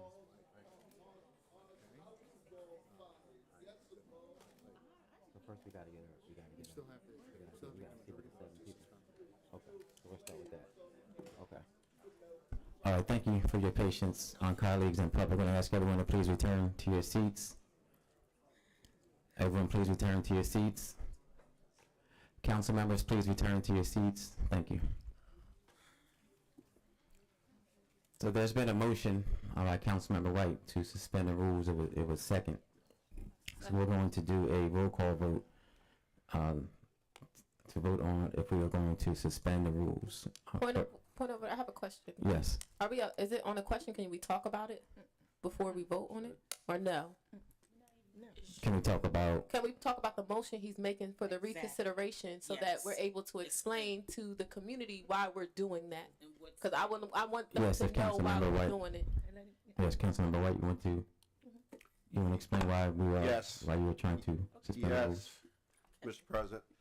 The community has come out tonight and they've been very voiceful in their objection to any relaxation or abolishment of the residency. They've spent almost 4 hours explaining to council why they do not want this residency to be abolished. Okay. They don't know that the rules of council could allow this matter to die Yep. without full consideration of the council, thereby null and voiding all of these comments that were made tonight. I'm not of the opinion that this is what council should do. Someone mentioned earlier, there's been clear lines of authority. No one should be taking that authority away from council, including individual members who may have some other thoughts. This will allow council to give consideration to what I believe may be a resolution to this issue, and that we can get it done tonight, as opposed to a month from now. Okay, thank you, Councilmember White. Okay. So, clerk, please call the roll. Council Wait, President. I'm sorry. Councilmember Spadola. I'm still confused. Is Councilmember White asking to skip the agenda to this? I'm still confused what exactly we're voting. Councilmember White. Suspension of the rules will allow us to go from this agenda to consideration of ordinance 22-035. So we're skipping the agenda. For consideration. Right to this. Okay. Yes. Councilmember Fields. Yes, my question is, do we take a vote on the suspension of the rules? We have to take a vote on just him asking for the suspension. Yes. Right? Correct. Okay, so, okay. Okay. Okay, so. Okay. Councilmember Cabrera. So to be clear, instead of going in order by district as we normally do, we're gonna put this legislation first. Is that what I'm understanding? Councilmember White. Mr. Chair, President, once you suspend the rules, yes, and the short answer is yes. That motion can come to the top of it, and any other considerations that we want to make aside from the agenda would be allowed. That would be the suspension of the rules will allow. So, Okay. again, it's an effort to debate this matter that the public has clearly indicated they want a resolution to tonight. All right, and I think what is going on is that, just for a little bit of more clarity, as the president, I do have the ability to change around the agenda, but I think it's a concern of some council members and some members in the public that the ordinance regarding residency may be held. And in that case, we wouldn't be able to discuss it, we wouldn't be able to debate it, we wouldn't be able to vote on it. So, Councilmember White, if I'm correct, that's what we want to avoid it being held possibly, so that we can. That's vote. correct, Mr. That's President. correct. You nailed it. Okay. You know the games we play. You wanna vote on that? Yes. Yeah. Right. And 1 second, please, just want to confer with avoid the it. parliamentarian.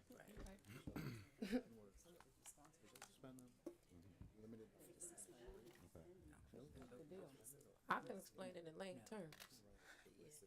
I can explain it very simply. We just want to vote. That's it. We just want to vote. He's trying to take it away. I should mention that to them, right? All right. And after conferring with the parliamentarian, we are going to need 9 votes for this to move forward, for the suspension of the rules to move forward. Councilmember Darby. Yes, I just want to put it into lame terms for people to understand. The sponsor of this bill wants to hold it, meaning if he holds that bill tonight, you would not be able to hear tonight the people vote on the legislation. He wants to hold it, so then it takes a whole nother month for us to come to a resolution, and then we're going to try to help to get you guys back out. That is unacceptable. He is trying to avoid voting tonight. They are trying to avoid it. We're not going to give him that opportunity. He is not going to hold that legislation. He's going to vote for it tonight. We're going. And we need 9 people, so y'all gonna see the 9 people who vote yes for us to vote on this tonight or not. Y'all about to see. We're about to do the vote. Thank you. Any other council members? Clerk, please call for the roll. Councilman White? Yes. Councilwoman Darby? Yes. Councilwoman Oliver? Yes. Councilwoman Harley? Yes. Councilwoman Fields? No. Councilwoman McCoy? Please refrain. No, you may continue. Councilwoman McCoy? This is about, This is for suspending the rules. yeah. Councilman Johnson, Yes. Councilman Field, Councilwoman Cabrera, No. Councilman Mills, No. Councilman Spadola, No. Councilwoman Bracy, Yes. President Congo. Yes. 8 yeas and 5 nays. Undefeated. So at this time, we will. Yes. It's 8 yeas, 5 nays. Needs nine. Needs 9. We need 9. Yes, we need 9. Okay. All right, so the suspension of the No, rules excuse me. has been. Excuse me. Councilmember Oliver. I thought that day when we went over, it said the majority of members present. That was changed in the rules. Wait a minute, stay with me. We went over that today, remember? It's not 2/3 anymore. We changed the rules. It's the majority of members present. We went over that today. But it's still not. Excuse me. Let's I'm on the finish floor. speaking, please. I was with the president today with Jim Baker for an hour. The rules was changed, and it's the majority of members present. It wasn't 2/3 is not in there anymore. We read it today. Parliamentarian, you may respond. The rules are changed.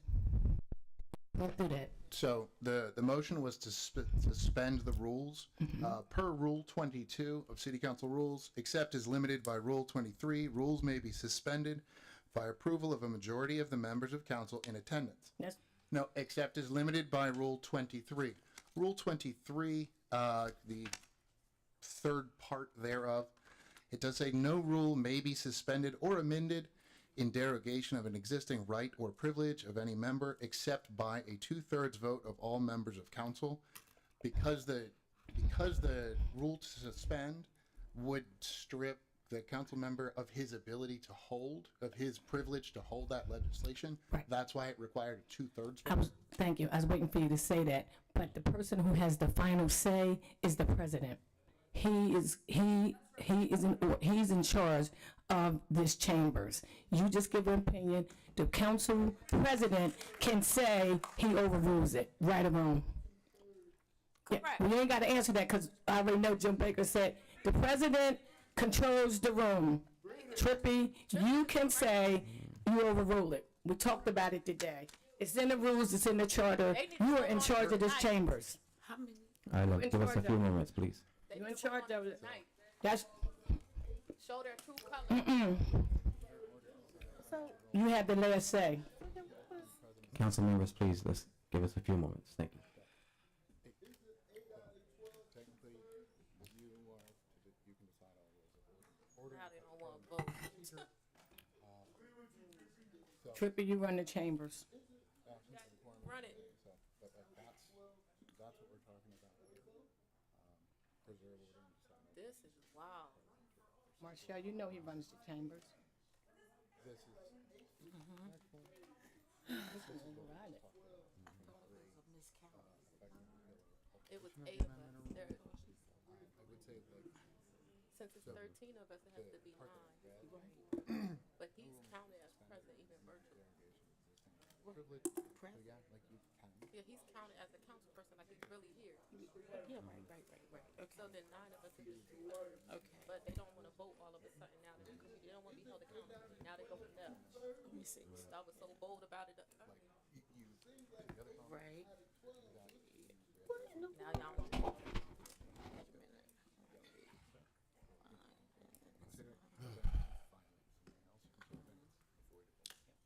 Now we're going to have to pack the house a whole nother night. Double this room. We're going to get busted next time, y'all. Come back where somebody from the FOP and blows the whole thing. They go, oh yeah, you guys screwed your own rules. You made the rules. And he sits upstairs in a room to avoid people. All right, so after conferring with the parliamentarian, unfortunately, I do not have that kind of rule. We do have council rules that have been set in place. So we did need a 2/3 majority, and we didn't get it, unfortunately. Okay. All right, thank you. So at this time, we're going to move. Dead. We're going to move to. One second. We're going to move to legislative business, and I am going to allow Councilmember Mills to present his legislation first. Councilmember Mills. Yes, thank you, Mr. President. Appreciate the time, appreciate the comments of our community. At this time, I do wish to hold the legislation. Appreciate the time that the community is taking about, but I feel like we need more time to dig into this so we as a community can get this right. The debate that we're having needs to be amongst council members. We don't need to be in here debating and arguing with community members. We are here to represent them. And we as council, we have Please let him speak. Please let our councilmember finish we have the speaking. power to get this right. So I hope that we can come together, use our power and our voice to do what's right in the best interest of the community and get back to running the city business and not have a debate. We're not here to debate with the information or misinformation that's going back and forth today. We have time to discuss this, and maybe we need more time to discuss this and go back and put this back into the committee meetings so we can discuss it further and get this right for the community. So at this time, I am asking for it to be held. Thank you, Mr. President. All right, thank you. So we're going to, at this time, we're going to return to the regular order of legislative business. Councilmember. Mr. President.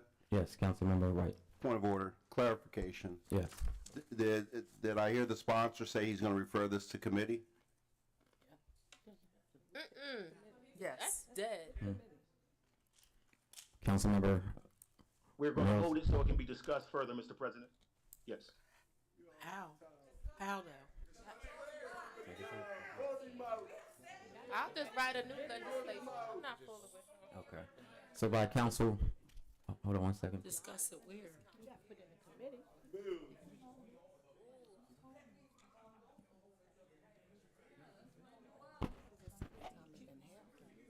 It's already been voted out of committee though. Can it go back? It's already been voted out, and it's the same. I double checked this. That's Trippy's legislation. I have to start all the way over because it is dead. I think it is dead. Because it's a new legislation. Al Mills not going to think it is. That is his legislation. They clear with the 15 I know, but Al Mills has to present his legislation for me to do a floor amendment. So since he did that. But why didn't you just do the floor amendment? So. Excuse me, I have a point of order. Mr. President, Explain. I have a point of order. Okay, so just after conferring with a parliamentarian, Councilmember Mills does not have to refer it to a committee. He can hold it. He can refer it, but doesn't have to. I have a question. Yes, Councilmember Oliver. If this is the second time it's been held, isn't this dead? Isn't this dead? Excuse me. This is the second time. I'm just saying because it's dead. So, you're correct, Councilwoman Oliver. I think. Hold on. Let him finish speaking. I know it's dead. No, y'all just told me mine was dead. This is the second time that it's been held. According to Rule 9 of the City Council Rules, an ordinance that has appeared on an agenda for third and final reading at 2 meetings of council without its sponsor moving for consideration shall not therefore be placed on an agenda for consideration at another meeting except by a majority vote of members present at a meeting preceding the meeting for which agenda listing is sought. So the council person would have to bring it back, and get it but bring voted it back and say, I would like to have this held Get it at voted on. the November, whatever meeting. He's going to have to specify. A majority of members will have to accept that. So right now it's dead. That's all I want to hear. So I know what you're saying. The majority of the members of that meeting have to agree to come allow it back. to be held at the next meeting, and then just like every other ordinance, it would still require a majority vote of all Right. members of But right now it's dead. I mean, it's not dead. But I know what you're It's not saying. dead. No, I don't want to give any misinformation to the community. Pretty good. So right now it's technically not dead, but we would have to vote as a council to put it back on the put it back on the agenda. I have a All right, question. thank you, Councilmember McCoy. Yes, thank you. My question is, I do realize that this is the same ordinance, but it's actually 2 different sponsors. His name has been switched out from the very first sponsor. Is it still considered the same thing? Yeah. So that was a question that we looked at. The substance of the legislation as it was presented by the councilman, the substance was the same. I understood the previous council member did not want to present it to the council. So another council person did. He has now put it, but it's substantively, it was, as it was passed out of committee. So it was the same as it was, for I believe it was July, that was the first time it was held. So substantively, the ordinance is the same as it was back then. Thank you for the clarity. You're welcome. All right, thank you. Mr. President, Councilmember White. Mr. Parliamentarian, was there clear written communication that the original sponsor no longer wanted to sponsor this bill? Because otherwise it's hearsay. No, I'm not going to allow. 'Cause I didn't put it in writing, but I did say I did not want to sponsor it. That's all I wanted to hear. Okay, thank you. you. And Okay. I have a question, Council President. There is no debate around this ordinance anymore because it was held, so we can't have debate about it. Just in terms of the legal effect, so right now, it's established by the administration that residency does not exist. So until we pass something, no residency is. Point of order. Point of order. The administration cannot deny or not enforce a legally passed ordinance, no matter what they say. Section 3-304 is on the Community Code. Yeah, unfortunately, we can't have debate. Okay. It was held, so we can't have any more debate from any council members. We don't have it. No residency. There's none. The mayor can hire as he wants. Councilmember Darby, let me explain to her, please. Let me explain, please. If you can let me explain. Point of order. I'll explain it to my colleagues and to. Point of order, Mr. President. Thank you. So right now, according to the administration's opinion, there is no residency. Some of us on council wanted to put something into effect this evening, but we weren't able to do that. So according to their opinion, there is no residency. It is. It still is. But there, It is. It still stands the same. Mr. President, That's not incorrect. I'm just commenting on your comments. What is section 3-304 Muni Code or section 4-B subsection of 3-304 on the books right now? For the administration has an opinion, which I've already commented. That's an opinion. How can they, or how can we? How do we even comment that we don't have a residency? And Because we were now hoping, you could say it's not being enforced, all right. It's but not, we have a residency. according to, yes, according to me, I think we do. But the administration has chosen not to enforce it. But we cannot discuss this any further. I apologize. It's been held, and legally we cannot discuss it any further.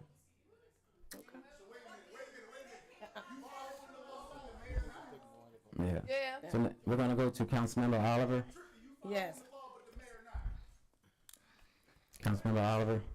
Yes. I have a Mr.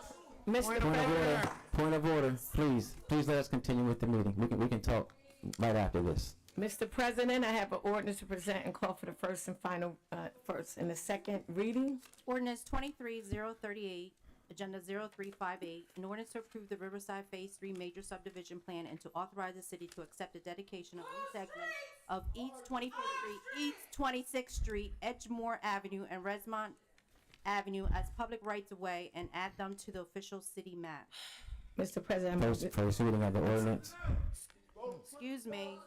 An ordinance to approve the Riverside Phase 3 Major Subdivision Plan and to authorize the city to accept the dedication of new segments of East 25th Street, East 26th Street, Edgemore Avenue, and Rosemont Avenue as public rights-of-way and add them to the official city map. Second reading of the ordinance. Mr. President, I move this be known for the first and second reading of the ordinance and refer to the Community Development and Urban Planning Committee. Second. It's been properly moved and second that this be known as the first and second reading of the ordinance and referred to the Community Development and Urban Planning Committee.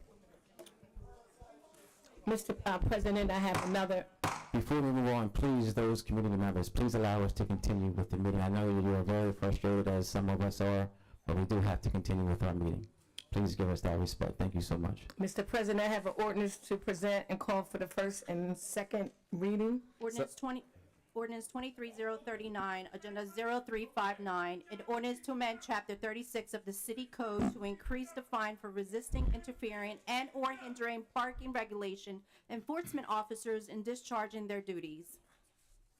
First reading of the ordinance. An ordinance to amend Chapter 36 of the City Code to increase the fine for resisting, interfering, and/or hindering parking regulation enforcement officers in discharging their duties. Second reading of the ordinance. Mr. President, I move this be known for the first and second reading of the ordinance and refer to Public Works and Transportation Committee. Second. It's been properly moved and seconded that be known as the first and second reading of the ordinance and referred to the Public Works and Transportation Committee. Mr. President, may I be excused? Yes, you may. Councilmember McCoy.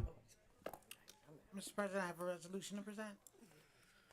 Resolution 23063, Agenda 0360, whereas pursuant to Section 2363 of the City Code, City Council deem it necessary and proper to specify the requirements for review and approval of city-sponsored grant applications and proposal, including authorization for expedited grant applications when necessary prior to council's approval by resolution. I move this resolution be received, recorded, and filed, and adopted by a yea and nay vote. Thank you. Second. It's been properly moved and seconded that resolution be received, recorded, filed, and adopted by a yea and nay vote. On the question. All right, thank you, Mr. President. This is a grant application, I believe, from Wilmington Police Department, eligible for $237,482 in grant funding. It's going to be used to cover the salary of a civilian cold case investigator and overtime costs as part of an overall violent crime reduction efforts. And there are no local matching funds required. Clerk, please call for the roll. Councilman White? Yay. Councilwoman Darby? Everybody else didn't get a chance to speak on the legislation? No, I'm sorry. We already called the roll. I didn't see your hand. I apologize. No. Can I be excused? Councilwoman Harley? Yes. Councilwoman Fields? Yes. Councilwoman McCoy? Yes. Councilman Johnson? Yes. Councilman Field? Councilwoman Cabrera? Yes. Councilman Mills? Yes, may I be excused, Mr. President? Councilman Spadola? Yes. Wait. Councilwoman Bracy? No, let him sit here. President Congo? Yes. 10 yeas, 1 nay, and 2 absent. Council members Mills and Darby may be excused. Mr. President, Thank you, sir. I don't have any legislation to present, but I was going to ask to be excused since I was the next person to be called on. Give me 1 second, please. Yes, you may be excused. Thank you, Mr. President. Councilmember Johnson. Yes, Mr. President, I have an ordinance to present and call for third and final reading. Ordinance 23036, Agenda 0356, an ordinance to authorize and approve an amendment to the Master Services Agreement between the City of Wilmington and Pimentus Corporation. Mr. President, I move that be known as enacting clause of ordinance and call for a yea and nay vote. Second. It's been properly moved and seconded that be known as the enacting clause of the ordinance and called for a yea or nay vote on the question. Yes, Mr. President, this is a really housekeeping matter presented by on behalf of the Finance Department, as Paymentus is the vendor of choice and offers the most reasonable fees for the processing of finance. Namely, for all those who have paid any bills online, Paymentus provides online bill pay. Seeing no hands raised, clerk, please call for the roll. Councilman White? Yay. Councilwoman Fields? Yes. Councilwoman McCoy? Yes. Councilman Johnson? Yes. Councilman Field? Yes. Councilwoman Cabrera? Yes. Councilman Spadola? Yes. Councilwoman Bracy? President Congo? Yes. 8 yeas and 5 absent. And declared adopted. And Mr. President, I have another ordinance to present and call for third and final reading.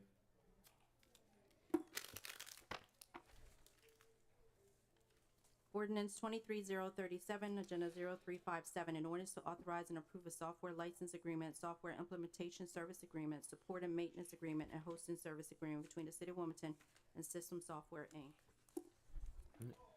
Mr. President, I move deputy notice enacting clause and ordinance and call for a yea or nay vote. Second. It's been properly moved and seconded that it be known as the enacting clause of the ordinance and called for a yea or nay vote on the question. This is again in companion with the PIM-Menace processing. This is again to make sure that our water bill processing is as efficient and up to date as possible. It's an extension of the existing software package. Thank you. Seeing no hands raised, clerk, please call for the roll. Councilman White, Yes. Councilwoman Fields, Yes. Councilwoman McCoy, Yes. Councilman Johnson. Yes. Councilman Field. Councilwoman Cabrera. Yes. Councilman Spadola. Yes. Councilwoman Bracy. Or President Congo. Yes. 8 yeas and 5 absent. Declared adopted. And that concludes my items tonight, Mr. President. Thank you. Thank you. Councilmember Cabrera. Yes, Mr. President, I have a resolution to present. Resolution 23064, Agenda 0361, whereas the City of Wilmington is an entitlement community for purpose of Community Development Block Grant Program, the Home Investment Partnerships Program, the Emergency Solution Grant Program, and the Housing Opportunities for Persons with AIDS Program. And whereas the United States Department of Housing and Urban Development regulations require a consolidated application process for funds for CDBG program, the Home Program, the ESG Program, and the Hot Walk Program. And whereas on May 18, 2023, City Council adopted Resolution 23022, which approved the city's annual action plan for city fiscal year 2024, which corresponds with federal fiscal year 2023, and authorized the mayor to submit it to HUD. And I move this resolution be received, recorded, and filed, and adopted by a yea and nay vote. Second. It's been properly moved and seconded that the resolution be received, recorded, filed, and adopted by a yea or nay vote on the question. Mr. President, as was read, the resolution is being presented for our review and approval. It will authorize the mayor to file this amendment to city fiscal year. And this plan will be presented to the U.S. Department of Housing and Urban Development. It's going to reduce the allocation of the CDBG program funding for the city's demolition program by $705,000, but it does increase the allocation of these funds for the city's substantial rehabilitation of vacant home programs by the same amount, $705,000, and it makes the allocation of $450,000 of CDBG program funding for the Newcastle County Lead and Healthy Homes programs. And seeing no hands raised, clerk, please call for the roll. Councilman White. Yes. Councilwoman Fields. Yes. Councilwoman McCoy. Yes. Councilman Johnson. Yes. Councilman Field. Yes. Councilwoman Cabrera. Yes. Councilman Spadola. Yes. Councilwoman Bracy. Or President Congo. Yes. 8 yeas and 5 absent. Declared adopted. Maybe ask. At this time, we'll move to petitions and communication. Councilmember White. Mr. President. None, Mr. President, this time. Councilmember McCoy. Maybe excuse. Yes. Councilmember Oliver. Sorry. Councilmember Fields. Nothing tonight, Mr. President. Thank you. Councilmember Johnson. Nothing tonight, Mr. President. Thank you. Councilmember Field. Thank you. Councilmember Cabrera. Everybody was left speechless, but I have some things that I'd like to bring up. On October 28th, the Delaware Art Museum is celebrating the Day of the Dead event, which begins at 11 a.m. through 4 p.m., and I hope people will join. Also, it's a great celebration. It brings a lot of culture, art, music together. Also, Halloween and trick-or-treating is around the corner, so please exercise safety. And I do believe that at PS DuPont on October 27th, there is a community event being hosted by City Council Member White and State Representative Mills, and the rest of us who can make it will be there. And that begins 6 to 8 p.m., Councilman White? That's correct. Yes, so. Bring your marshmallows. P.S. DuPont, yes, there are going to be some fires and marshmallows, so it will be a great time to gather and celebrate Halloween. And that's it, Mr. President. Thank you, Councilmember Spadola. Nothing tonight, Council President. Thank you, Councilmember Bracy. Just want to thank all of the members of the community that came out tonight, in person or online, for a very important discussion. I know it's not the end of what we need to do, and there's a lot of work that we need to get done, especially around workforce development, job training for folks in the city. This is just the beginning of what we really need to be doing. So thank you all for coming out and being a part of what hopefully will be more times for you guys coming out and voicing your opinions. Thanks. Thank you. I'd also like to thank the community who came out and spoke in council chambers and those who were on virtually. Definitely looking forward to your engagement in future meetings. And Councilmember Fields. Thank you, Council President. I also would like to extend a thank you to BitPen, which is a part of DuPont. It's black entrepreneurs. They dedicated a library to William Hicks Anderson Community Center today for the children. So I just want to extend a thank you for bringing that to the community and letting our children know that they can read and they can grow and they can go and grow further just by reading and being involved. So again, I just like to send a thank you to BitPen and its black individuals who work for DuPont. So thank you. All right, thank you. With that, I will accept the motion to adjourn. So moved. Second. All in favor signify by saying aye. Aye. Third. Aye. Any opposed? Fourth, fifth, sixth. Motion carried. Thank you for joining us, everyone. Meeting adjourned. 9.